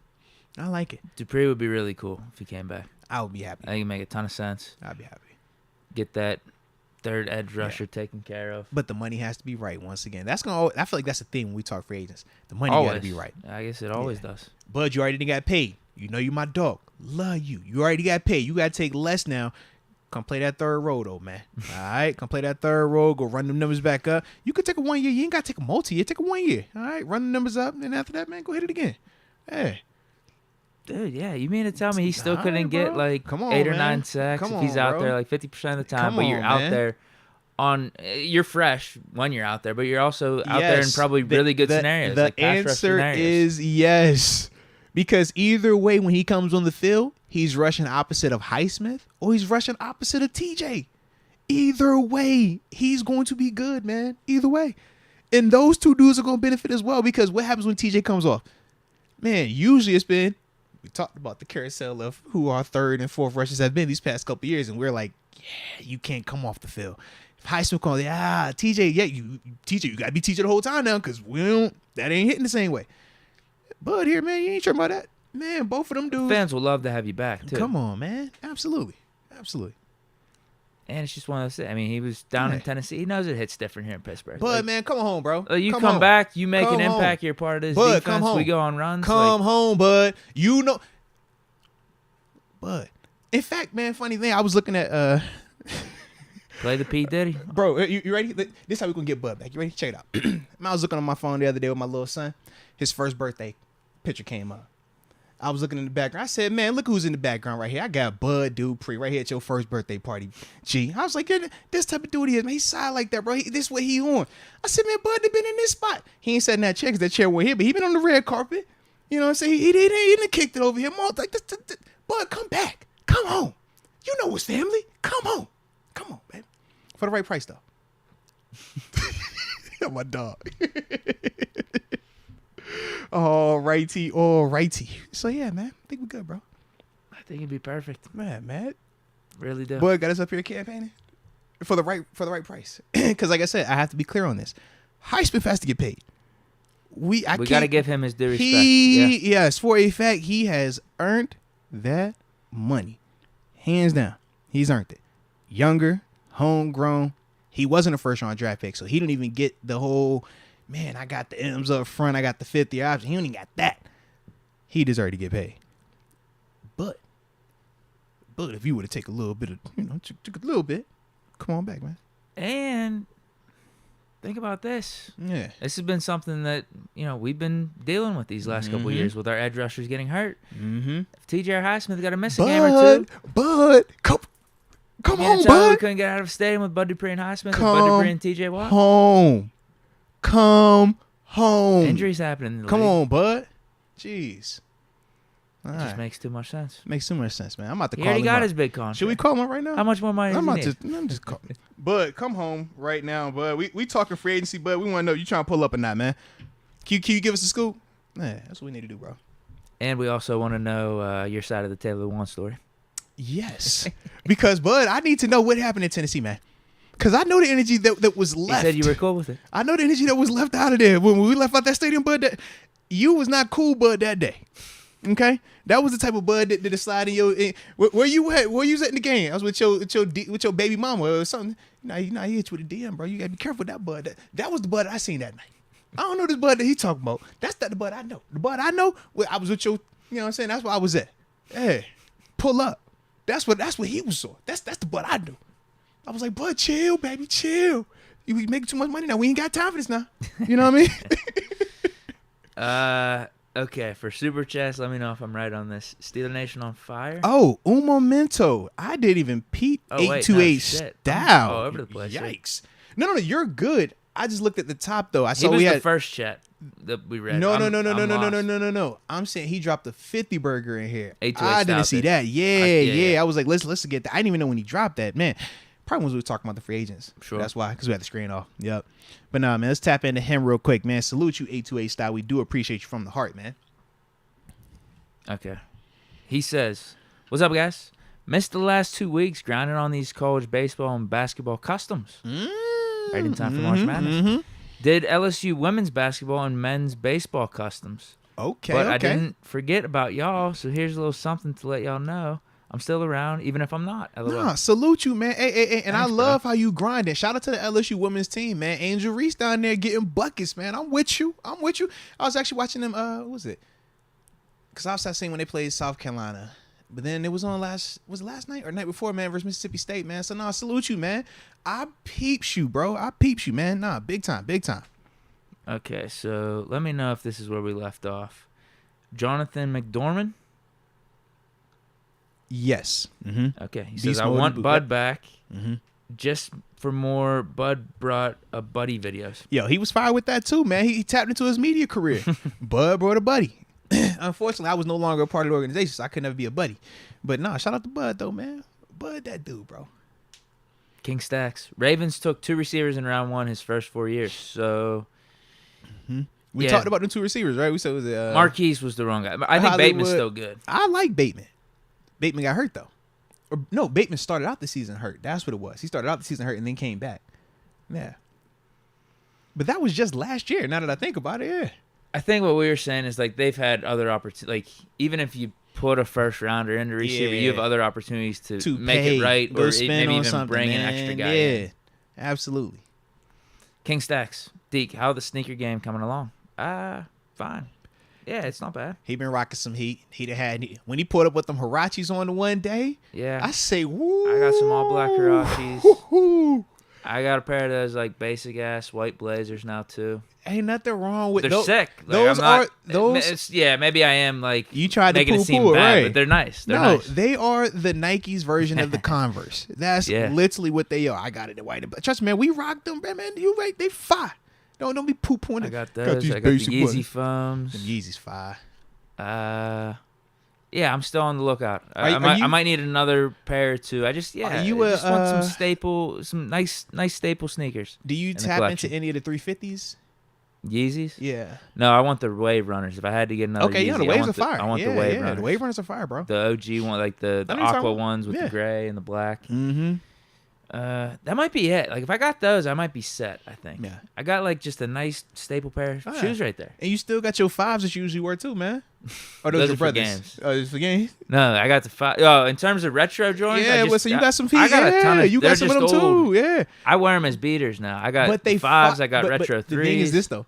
Black cement retro. But think 3s. about this though. At this stage, what are they trying to do? The lost and found ones are just the Chicago ones beat up.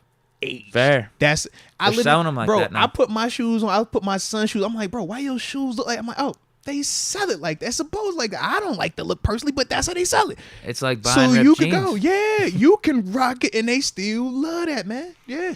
Yeah, I got cool gray 9s, black cement retro. Bro, 3s, you got some heat, bro. I didn't say you didn't have some heat, bro. Black metallic 5s. Mm-hmm.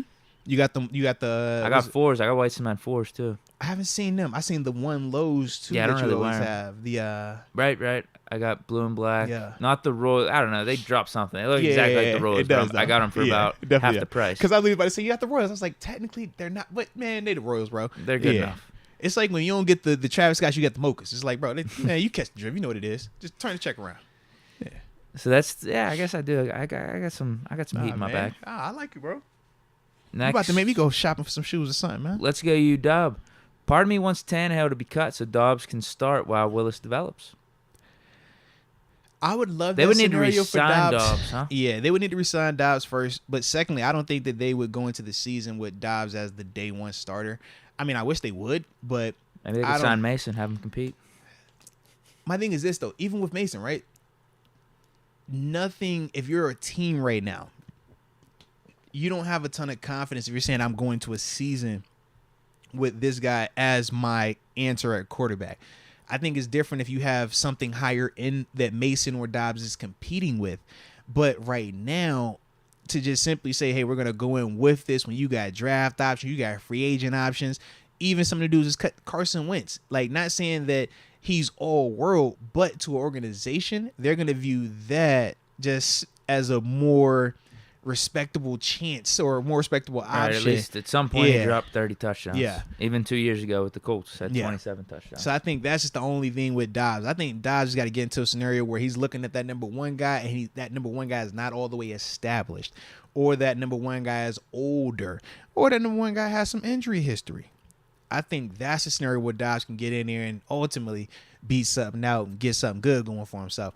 Yeah, I don't know how Tennessee is going to view Malik with him being a third rounder, though. To just simply say we're going to go into this season with you being the main guy at quarterback, I don't know, because he's a third rounder. They didn't invest that top pick, so you don't have to look at that with the same type of, we got to keep this thing, we got to allow it to develop here. You don't got to allow it to develop now. It's third rounder. You can move on from that if you want to. There's momentum. Let's work and get that championship again. You heard him. Pittsburgh Steelers. We need that, bro. We need that. 828 style. Once they pay Burrow, the Bengals are done, which leaves the Berg back on top. And I'll take Mosley over Edmonds. I think he brings more splash for less. Yeah. No, Mosley has been the more productive player throughout his tenure. I also think Mosley has been a better player. But at this stage, Edmonds is younger. You're talking about a guy in Mosley who's 30. You talking about Edmonds, who's what, 23, 24? Is he even? He's I like think he's super gonna be 25 young. for the year coming up. He's a young dude. He's already been in this thing for a minute and super productive.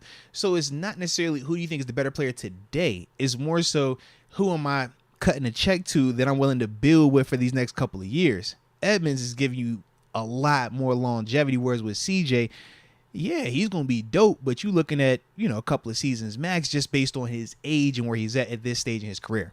Ty_2 says, prioritize trading for Ramsey. Hashtag don't trade AB light. PSA, stay off phones while driving.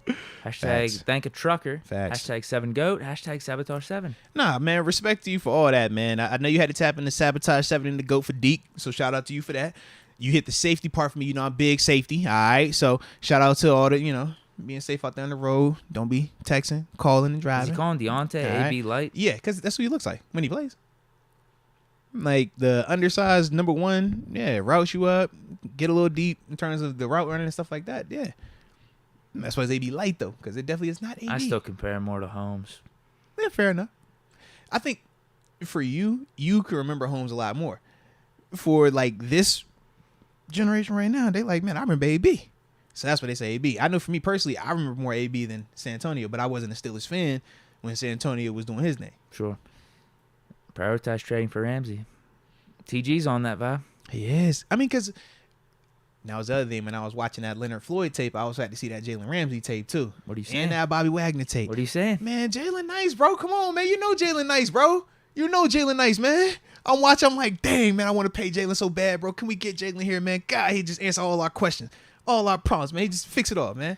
Tom Pelissero, he said they're going to be looking to trade him in the next week or two. I know it made me mad, man. I'm like, God dang, this thing nice still, bro. I know people going to hate on it. People going to have a comment here and there. I don't care, man. The tape don't lie. That Duke still get it done at a high level, bro. A very, very high level, man. What about Bobby? No. Trust me. Bobby, like I said. Better than what you thought, at least? No. Last week? Think about this. It never shifted because I never said that Bobby was a bad player. As soon as I said the money part, people took that and looked at it as me saying he's a bad player. I don't want to pay Bobby $10 million. That doesn't mean Bobby's a bad player.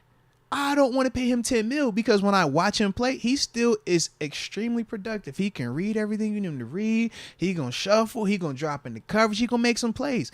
But is it worth $10 million at this stage? Nah, not to me, man. It looked good. 7. But it's, if you want to do 7, cool. All I'm saying is the higher that number is, I just concern myself. Are you That's good all. with 7, though? If we want to do 7, sure. You want to do 7, we can do 7. I know that's your lucky number. You say it on everybody's deal. Let's give him 7. Well, I'm Give just him 7. thinking, he got 10 last year. Yeah. Year older.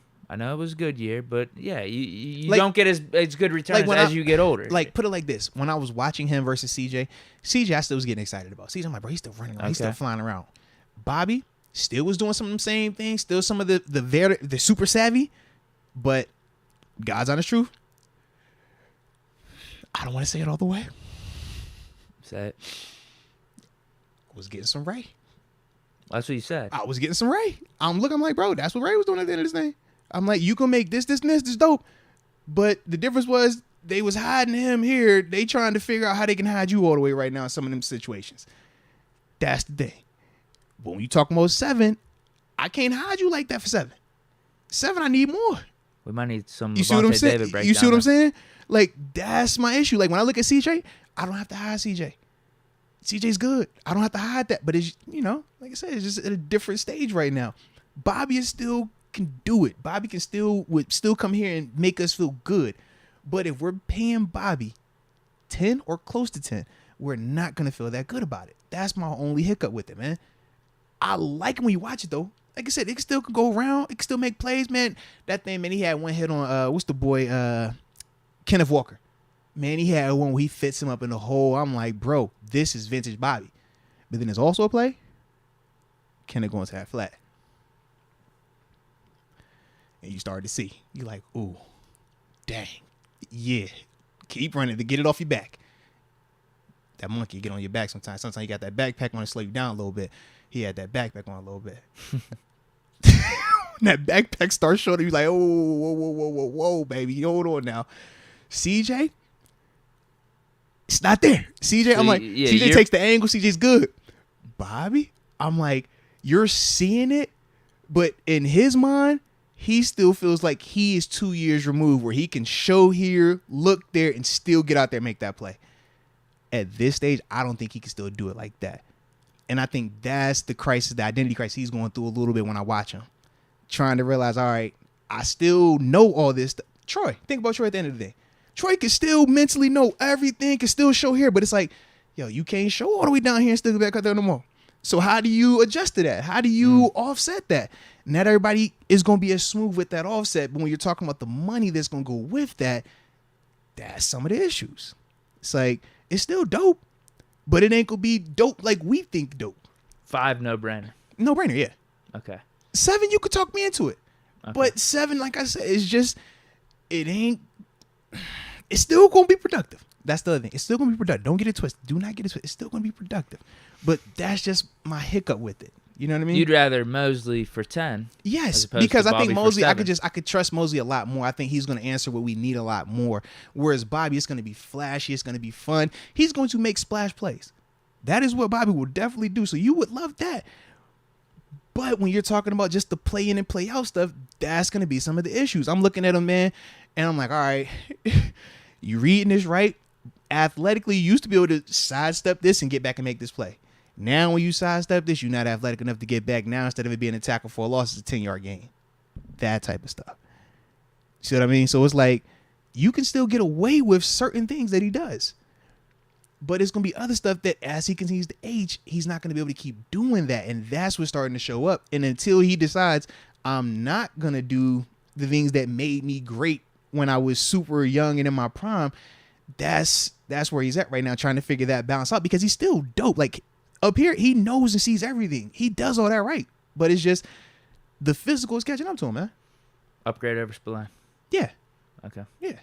When we talking CJ, when we talking Bobby, when we talking Edmonds, when we talking Levante, when we talking, I want to say Dion if he's healthy. Like I look at all those guys' upgrades. Like that's why I wanted to talk about those guys when we talked about them because I think all those guys help us right now.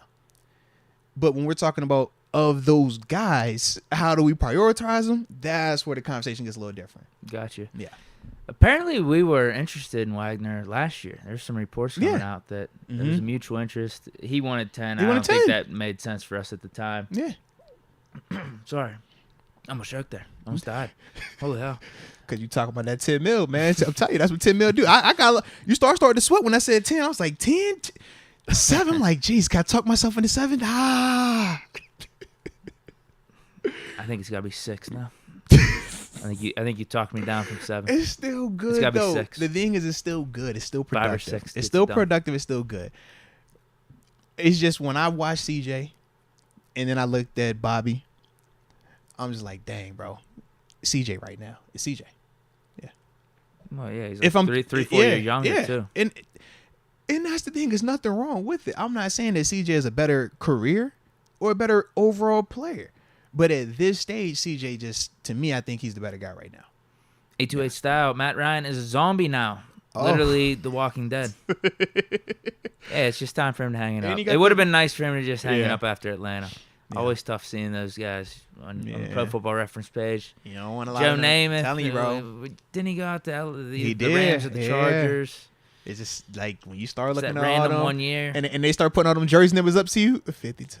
55. Nah, he be like, bro, chill. Stop it. Yeah, man. It's time to hang it up. Shoot, it was one time I looked at one dude. I was like, bro, I didn't know. I thought they was putting the alternate jerseys up because he had the same number so many times at different places, but it was like red jersey, green jersey, black jersey, white jersey. I'm like, God dang. Like, I ain't trying to go out like that, man. And Matt, you don't want to go out like that either, bro. Stan Clair, F1. Now, wait, actually, real quick with Matt Ryan, I will say this: they should have kept him starting the whole time. No, I would agree with that. The other guys were worse, actually worse. It was tough to witness Ryan, but still, some of those times he'd pull up a clutch drive or something at the end. My thing is, I look at Matty Ice the same way I looked at 7, the same way you look at Brady, the same way you look at Eli and Peyton. I feel like all of those caliber guys have earned the right to, if you say that you're starting quarterback to start the season off, you give them the year. They have earned that right career-wise. It's disrespectful when you watch them pull a guy out like you talk about for Sam Ellinger. It's like, bro, what are we doing here? Like, stop it. Yeah. Nah, I don't ever. They were at 500 at that point. You see what I mean? Like, it's that type of stuff. And then you going to say, oh, let's go back to him now. Like, nah, man, that ain't the type of quarterback you do that to, man. The same way when people hear, remember, oh, shit, they bench Ben at one point. It's like, no, bro. Certain quarterbacks, man, they're above that. Like, they have earned the right to stink it up for 17 weeks if it truly got to that. Not saying your boy was on that. But if it ever got to that, it's like, yo, they've earned the right for that. But, yeah, it's like, man, them type of dudes, man, they just deserve a certain level of, like, respect to me. I don't know. Stan Claire, going back to his comment, he says, F. Luan, glad to pay to say that. Shout out to Stan Claire, man. Hey, sometimes you gotta get it off your chest, baby. Tell them how you really feel. You know yeah, apparently he said over the weekend or last week. He said, no, he just reiterated interest in the Steelers, but then I'm seeing the next day he's like retweeting or commenting on a photo with him in like a Raiders uni, some type of jersey swap. So, nah, we're good. Like, there's no TJ thumbs up yet. Yeah. There's no TJ. We've talked it out. TJ gives it the clear. And now you're reposting Raiders jerseys. You in a Raiders only jersey? If it's exclusive. If he only exclusively shows interest in us. You can't be outward with it. Like, I don't care. We know it's a business where you are. You got to be doing what's best for you. You gotta shop the options. But like, don't be talking all this interest in Steelers, all this stuff, and then Raiders uni jersey swap. And you're excited about that. And especially with the history too. Yeah. The history of talking about the him and TJ stuff is like, now you playing I'm games. out. Yeah. First, we need the TJ thumbs up. Yeah. That could definitely ease things over more. Yeah, we could get over the Raiders jersey swap stuff. But combined with we haven't gotten the thumbs up by TJ, and you're doing all that, like, come on. No. We're good. Richard Arbizo, Tank versus Garcia is gonna on be a good for one. April. Yeah. Biggest fight out since Vegas, Pac-Man baby. versus Mayweather, in my opinion. Out in Who y'all Vegas. got? But still waiting on Crawford versus Spence Jr. SMH. Man, you know Crawford and Spence ain't finna fight, man. Yeah, we ain't gonna wait. We ain't gonna wait on that. In fact, that will be like Pacquiao and Mayweather when Spence and Crawford finally get in the ring. I'm disgusted. I don't think it's ever gonna happen. In terms of Tank and Ryan Garcia, though, man, I think that's gonna be fire, man. I'm excited about it. Tank got heavy hands, man. Ryan could box his tail off, though. I think at the end, man, if Ryan can stay safe and not get caught, we've seen Tank down by boxers. Not in terms of getting knocked down, but in terms of just being outpointed and losing rounds. The difference, though, is Tank got that X factor. He can sit you down. He can shut them lights out, kind of like a Deontay Wilder type. But obviously, he's more polished.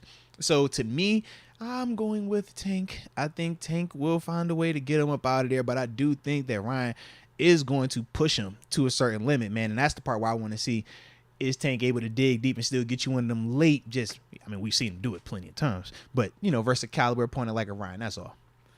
I think I got Tank, too. Yeah. Berg City, 6-time champions. Hey, fellas, I always love the show, but it is like the last week in school, wanting it to be over and excited like it's the first day of school, and I got my fit ready. Let's go. Episode 420 will be lit. Hey, Blessings. You better believe that. What episode we on? We on 414 right now. We got like Okay. 6 more. In fact, if I did the math right, I think it's right around my birthday. I think our show is like on the 13th. My birthday's right on the 14th. around free agency too, probably. And then free agency starts on the 15th, like in terms of new league year. So yeah, it's gonna be some research. Yeah, it's gonna be a great day. Great day. I'm excited about that week. My mama coming to town that weekend too. Now I think about it. Yeah, I'm getting old. My mama coming here. We got free agency starting. 420th episode. Oh yeah, it's gonna be a vibe that weekend, baby. Believe that.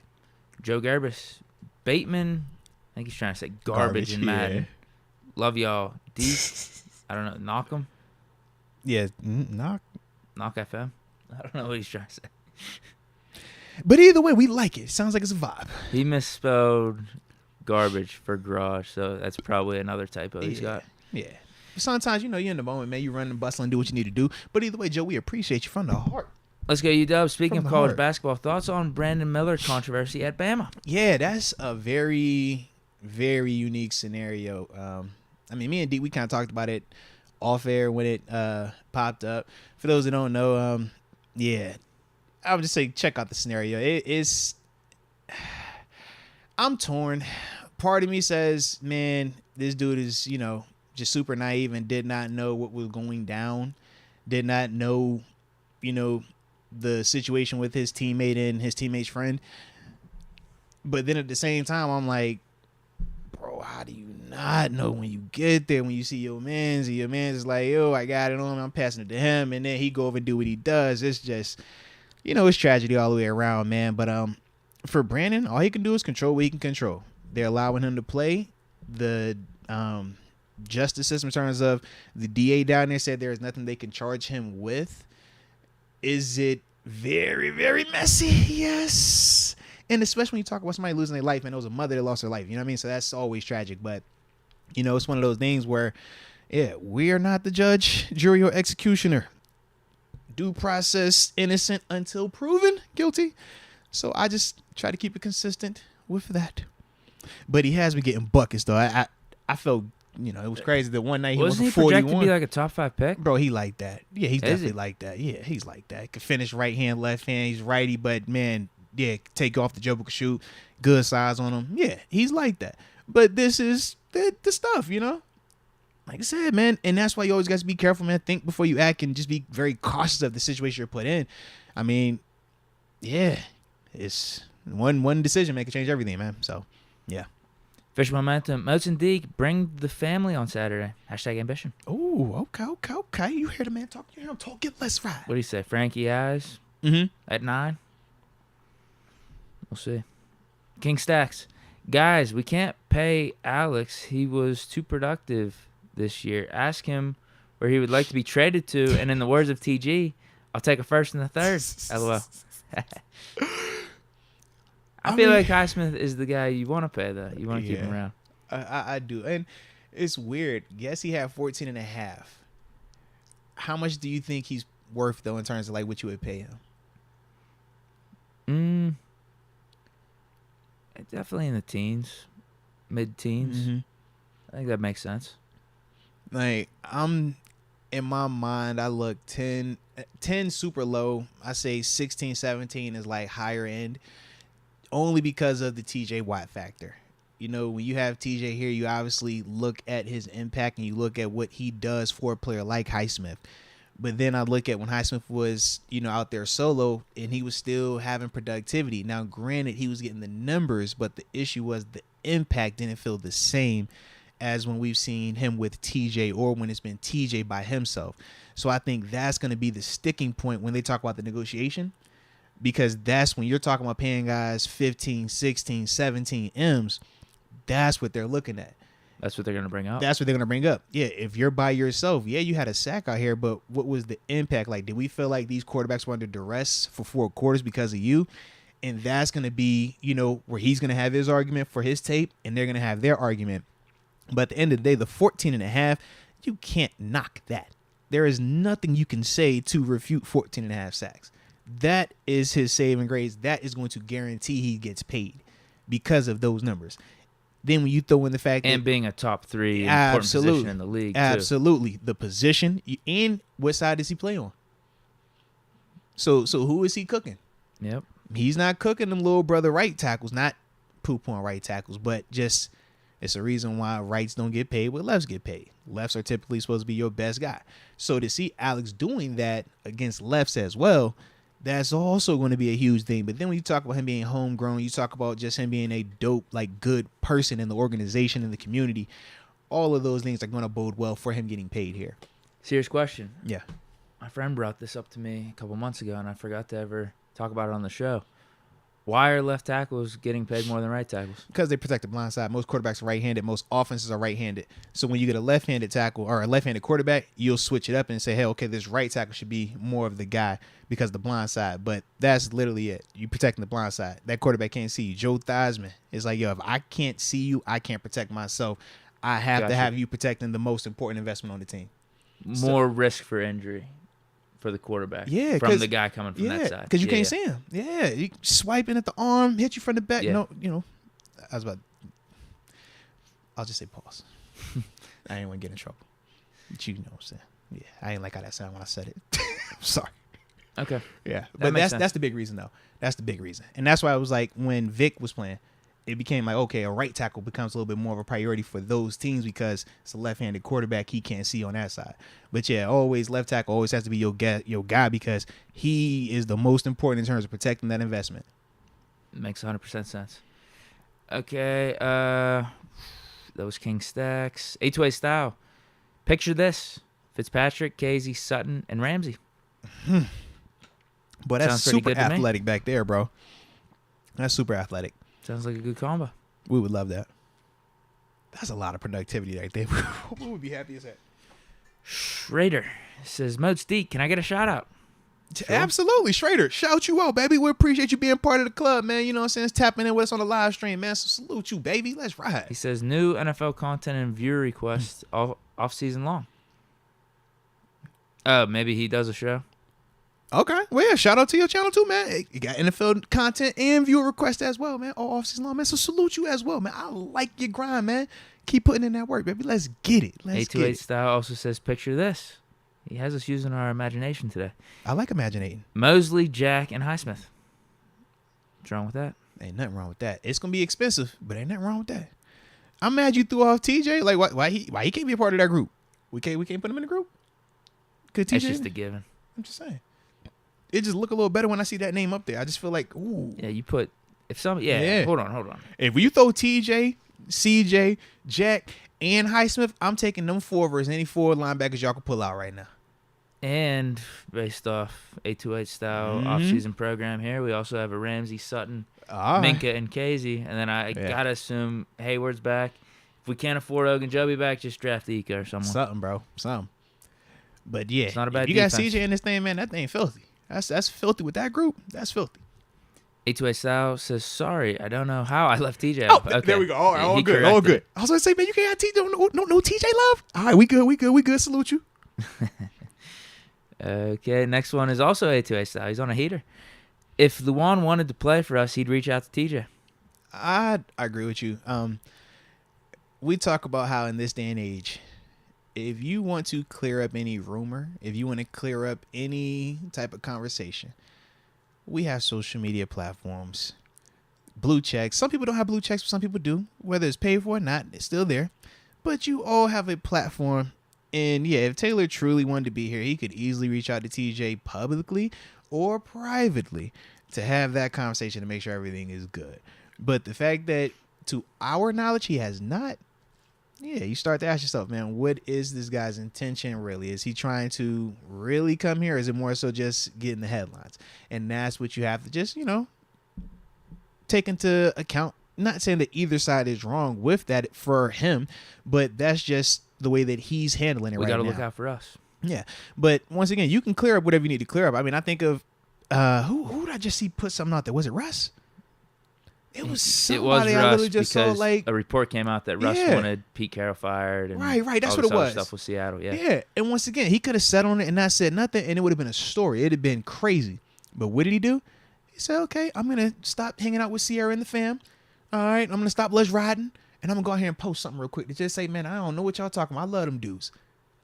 It's that simple, man. So, yeah, if Lamar really wants to squash whatever is going on, it ain't that hard. It ain't. Also, where was that report about the Deontay Mitch punch that dropped a couple weeks ago? Yeah. They cleared that up, too, instantly. Yeah. Absolutely, man. Absolutely. Black and Yellow Texas Steel. Higher ceiling, Najee or Bell? Bell. I was about to say, I'm biased. L. Bell, I love L. Bell. Bell's ceiling, we've already seen it. Yeah. So can Najee hit Bell's, what was his that floor? Season? Or whatever the hell that was. Which one? The 15, 16, I don't know. 17? The one he had like 22 or 2,300 total Yeah, yards. I'm about to say, is Najee ever going to do that? I would say because 15, 16, and 17 was insane. Like 14, he was going crazy. But I thought he really, really went off, once he got to that stage. So, yeah. I don't know if Najee's ever doing that. I don't either. Like, I really enjoy watching Najee's game. I love the physical element that he plays with. I even love his story, man. But athletically, they're just two different people to me, man. L. Bell is a freak athlete also. That's the other part, man. Like, I just don't know if Najee is capable of that. But Najee could still be just a dope running back. Just in a physical variety. Could have a better career. Yeah, it could definitely, because his game could age durable, well. Yeah, his game could definitely age differently or age more well because of the style that he plays. But it's a double-edged sword because he's a physical running back. So you only got so many hits you can take. But I just think it's different for him, whereas L. Bell's game is based on protection and him being able to still, have that crazy wob with the dag leg, where the legs sit there and everything else go here. And I'm like, the ACL is still attached, L. Bell? How do you do that? Like, I'm scared. Deke, I'm telling you, man, you put that leg out like that and you leave it up, man. That ain't good for business, Deke. That puts you in a brace. You don't want to be in no brace now. Yeah, I guess it depends on what you mean by ceiling. Like if Najee goes off in the playoffs or something, we win a Super Bowl while he's on the team. Man, and L. Bell took us to the AFC. Yeah, if he's able to extend his career longer than Bell and consistently play 14, 15 games, then I think you could say Najee was better career-wise. But if you're just talking strictly 1 year, 1 season, who has the higher ceiling? I don't know if anyone's. And then can we even talk like the impact he had? He was like, granted, AB was still crazy, but bro, he could do run it, passing, pass blocking, and then you think about how he just changed the way we looked at running backs hitting the hole. We used to call that tippy to him. We used to say a running back was scared if he was stopped, like how L. Bell would run. We'd be like, bro, you can't play here, bro. Get up out of here. Take a shot for when the announcers say the word patient when Bell's on the TV. Seriously. But he changed how that was viewed. Like, man, L. Bell was different, man. Like, granted, I think he gets a bad rap because of how he left, and people will try to, like, minimize what he was doing. But nah, man, L. Bell during his time here, you're going to be hard-pressed to find another one to have that type of run where he was doing and the way he was doing it too, man. 828 style. Without that Pro Bowl for Highsmith, I think we get him cheaper than expected. That's going to help him, without a doubt. That'll definitely help him. But he's going to look at them Pro Bowls and say, who had 14 and a half of them things? Yeah, we all know it was a highway robbery. He didn't get in. But, hey, I guess, if it knocks Highsmith's number down $1 million or $2 million, maybe it was actually a blessing in disguise for Steelers and Steeler fans. Mm-hmm. John Pell. Bell, Hall of Fame if he stayed behind our O-line then, huh? I can't say that just because you just never know, man. Todd Gurley at one point, like, he was going to be a Hall of Famer. A lot of people have runs, man, where you'll have a 2 to 3 or 3 to 5 stretch. But when you talk Hall of Famers, man, typically it's like, bro, these dudes did it for a long time, man, at a crazy high level. I just don't know if he would have been able to sustain it. Because like you talk about some of the injuries that he already did have, what would that look like going forward? Would he still be getting 400 plus touches a season? That's a lot. That'll break it down quick, man. So, some of those things that I think of, but I don't think I would have been surprised if he was able to sustain it and ultimately have been a Hall of Famer. It wouldn't have surprised me, but to me, it's just very, very tough when you talk about Hall of Fame. Like, that's the 1% of the 1% of the 1% of the 1%. Like, it's just a minute group that you're speaking on, man. And to just assume that because the dude had a crazy 3 to 4 years that he was going to go there, I don't know. But he was nice, though, man. Shout out to my dog. 828 Style says, Najee will never be an L. Bell. Period. I don't know if I can... And that period, he said period. Got to the 10. Period.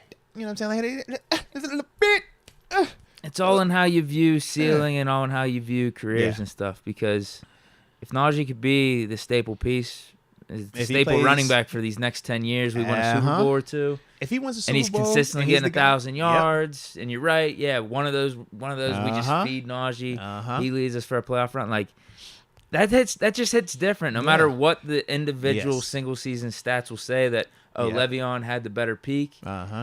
It's tough. Like I don't know if Najee will ever get that 2,200 yard season that Bell had with the receiving yards, the catching. A ring makes up the difference. It does. Yeah. I think it could. And Najee's only in his second year.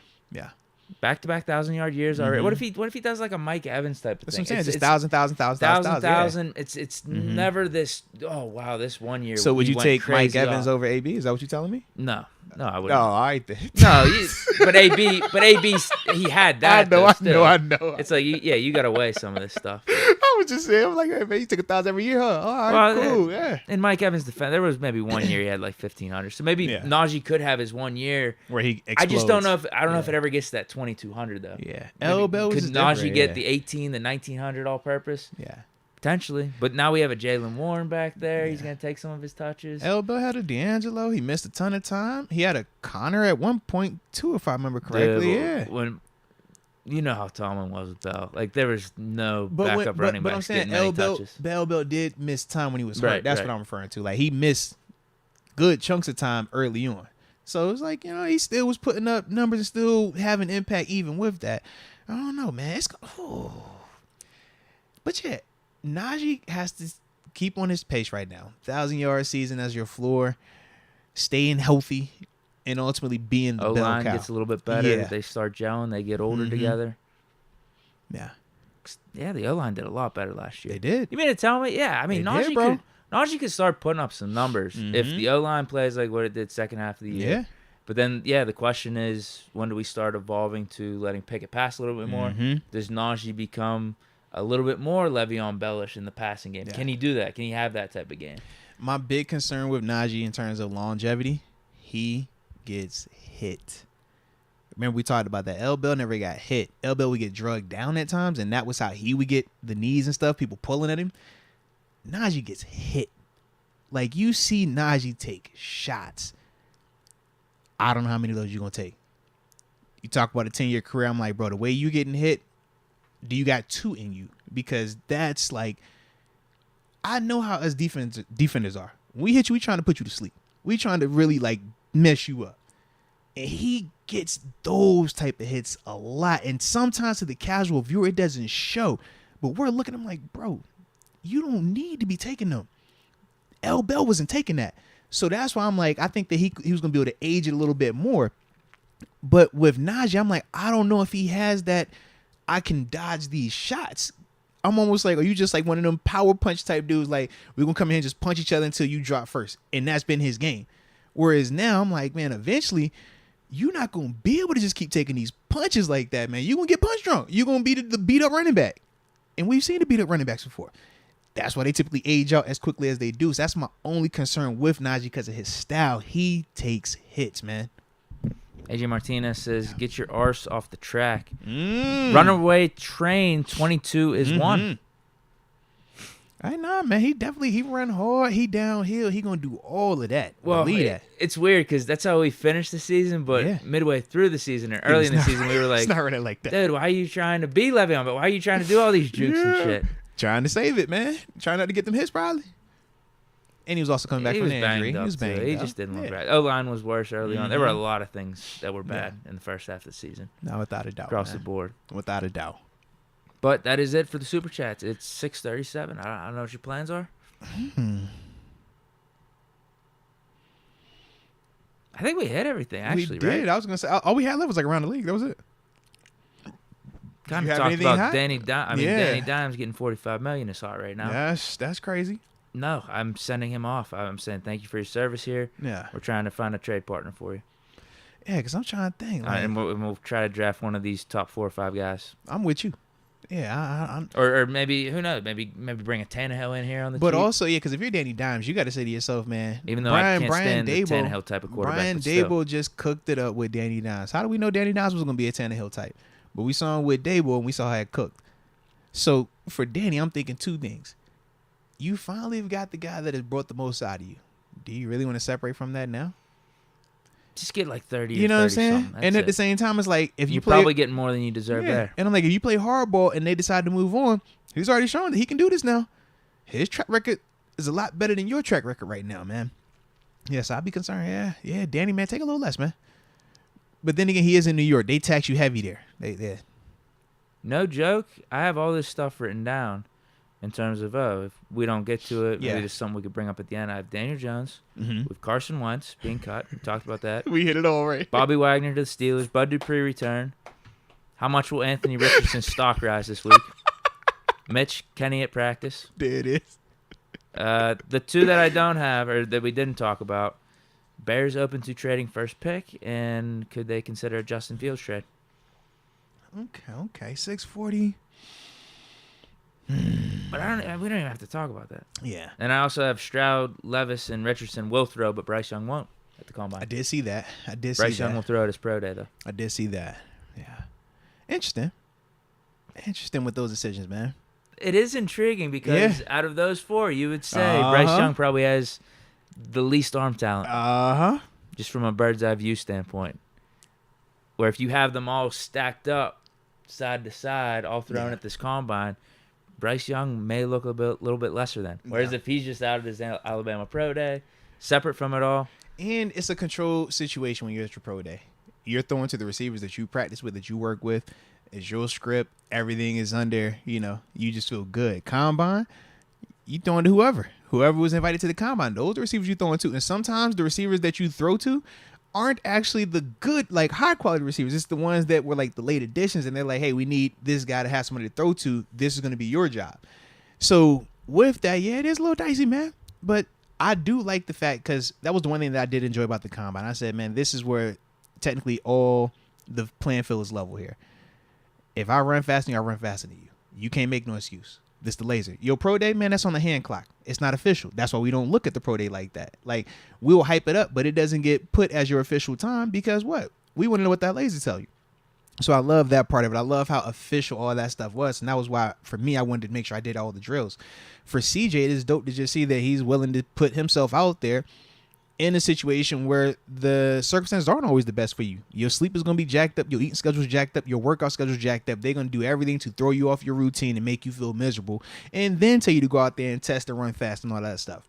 So for CJ, man, I hope the best for him, but I do like the fact that he's not backing or shying away from the challenge per se. Last super chat here. Phantom TV says, "Are you guys doing mocks?" We did one. Not today. We did mocks. We did our on, 1.0. Yeah, well, I guess we did our first mock 1.0. Was that a week or two ago? And then I think it was last week. Yeah, then we reacted to a couple of fan mocks on Thursday. So yeah, man, we probably drop another mock. I don't know, probably like in a week or so. I just don't want us to be the ones like, you know how some people like drop mocks like every day. Should we do it after free agency? I low key was waiting. I wanted that so we have a little better clarity. Free agency, or at least like once it open. Like if we open free agency on the 15th, like the following week, like something like that. And then the one right before the draft, 1 or 2 before the draft, I guess. But probably. But we'll continue to react to your fan mocks. Typically, we'll start doing those on Thursdays. That'll be the mock day that we'll tap in like that. But yeah, man, we're gonna tap back in. I just like I said, I didn't want us to have like 30,000 mocks. I'm like, dang, man, how many times we gonna mock this thing up? Most Deke mock this way, most Deke mock that way. 15.0. You know what I'm saying? I wanted to have a little. It's kind of like the Pro Football Focus. I ain't want us to have a whole bunch of mocks out there, and we don't want a whole bunch of teams on our Pro Football Focus. So we all good. Oh, is that it then? I believe so, man. So yeah, it's a vibe today, bro. Good show. Shout out to you. Shout out to me. Shout out to us. Shout out to y'all, man. Because y'all make it ride, baby. So, with that being said, every one of y'all stay safe out there, man. Enjoy yourself and wherever you are located at. All right? And whatever you do, man, make sure you do it to the fullest of your ability. But either way, you already know where to find us at. And see you next time. But until next time, baby. Peace.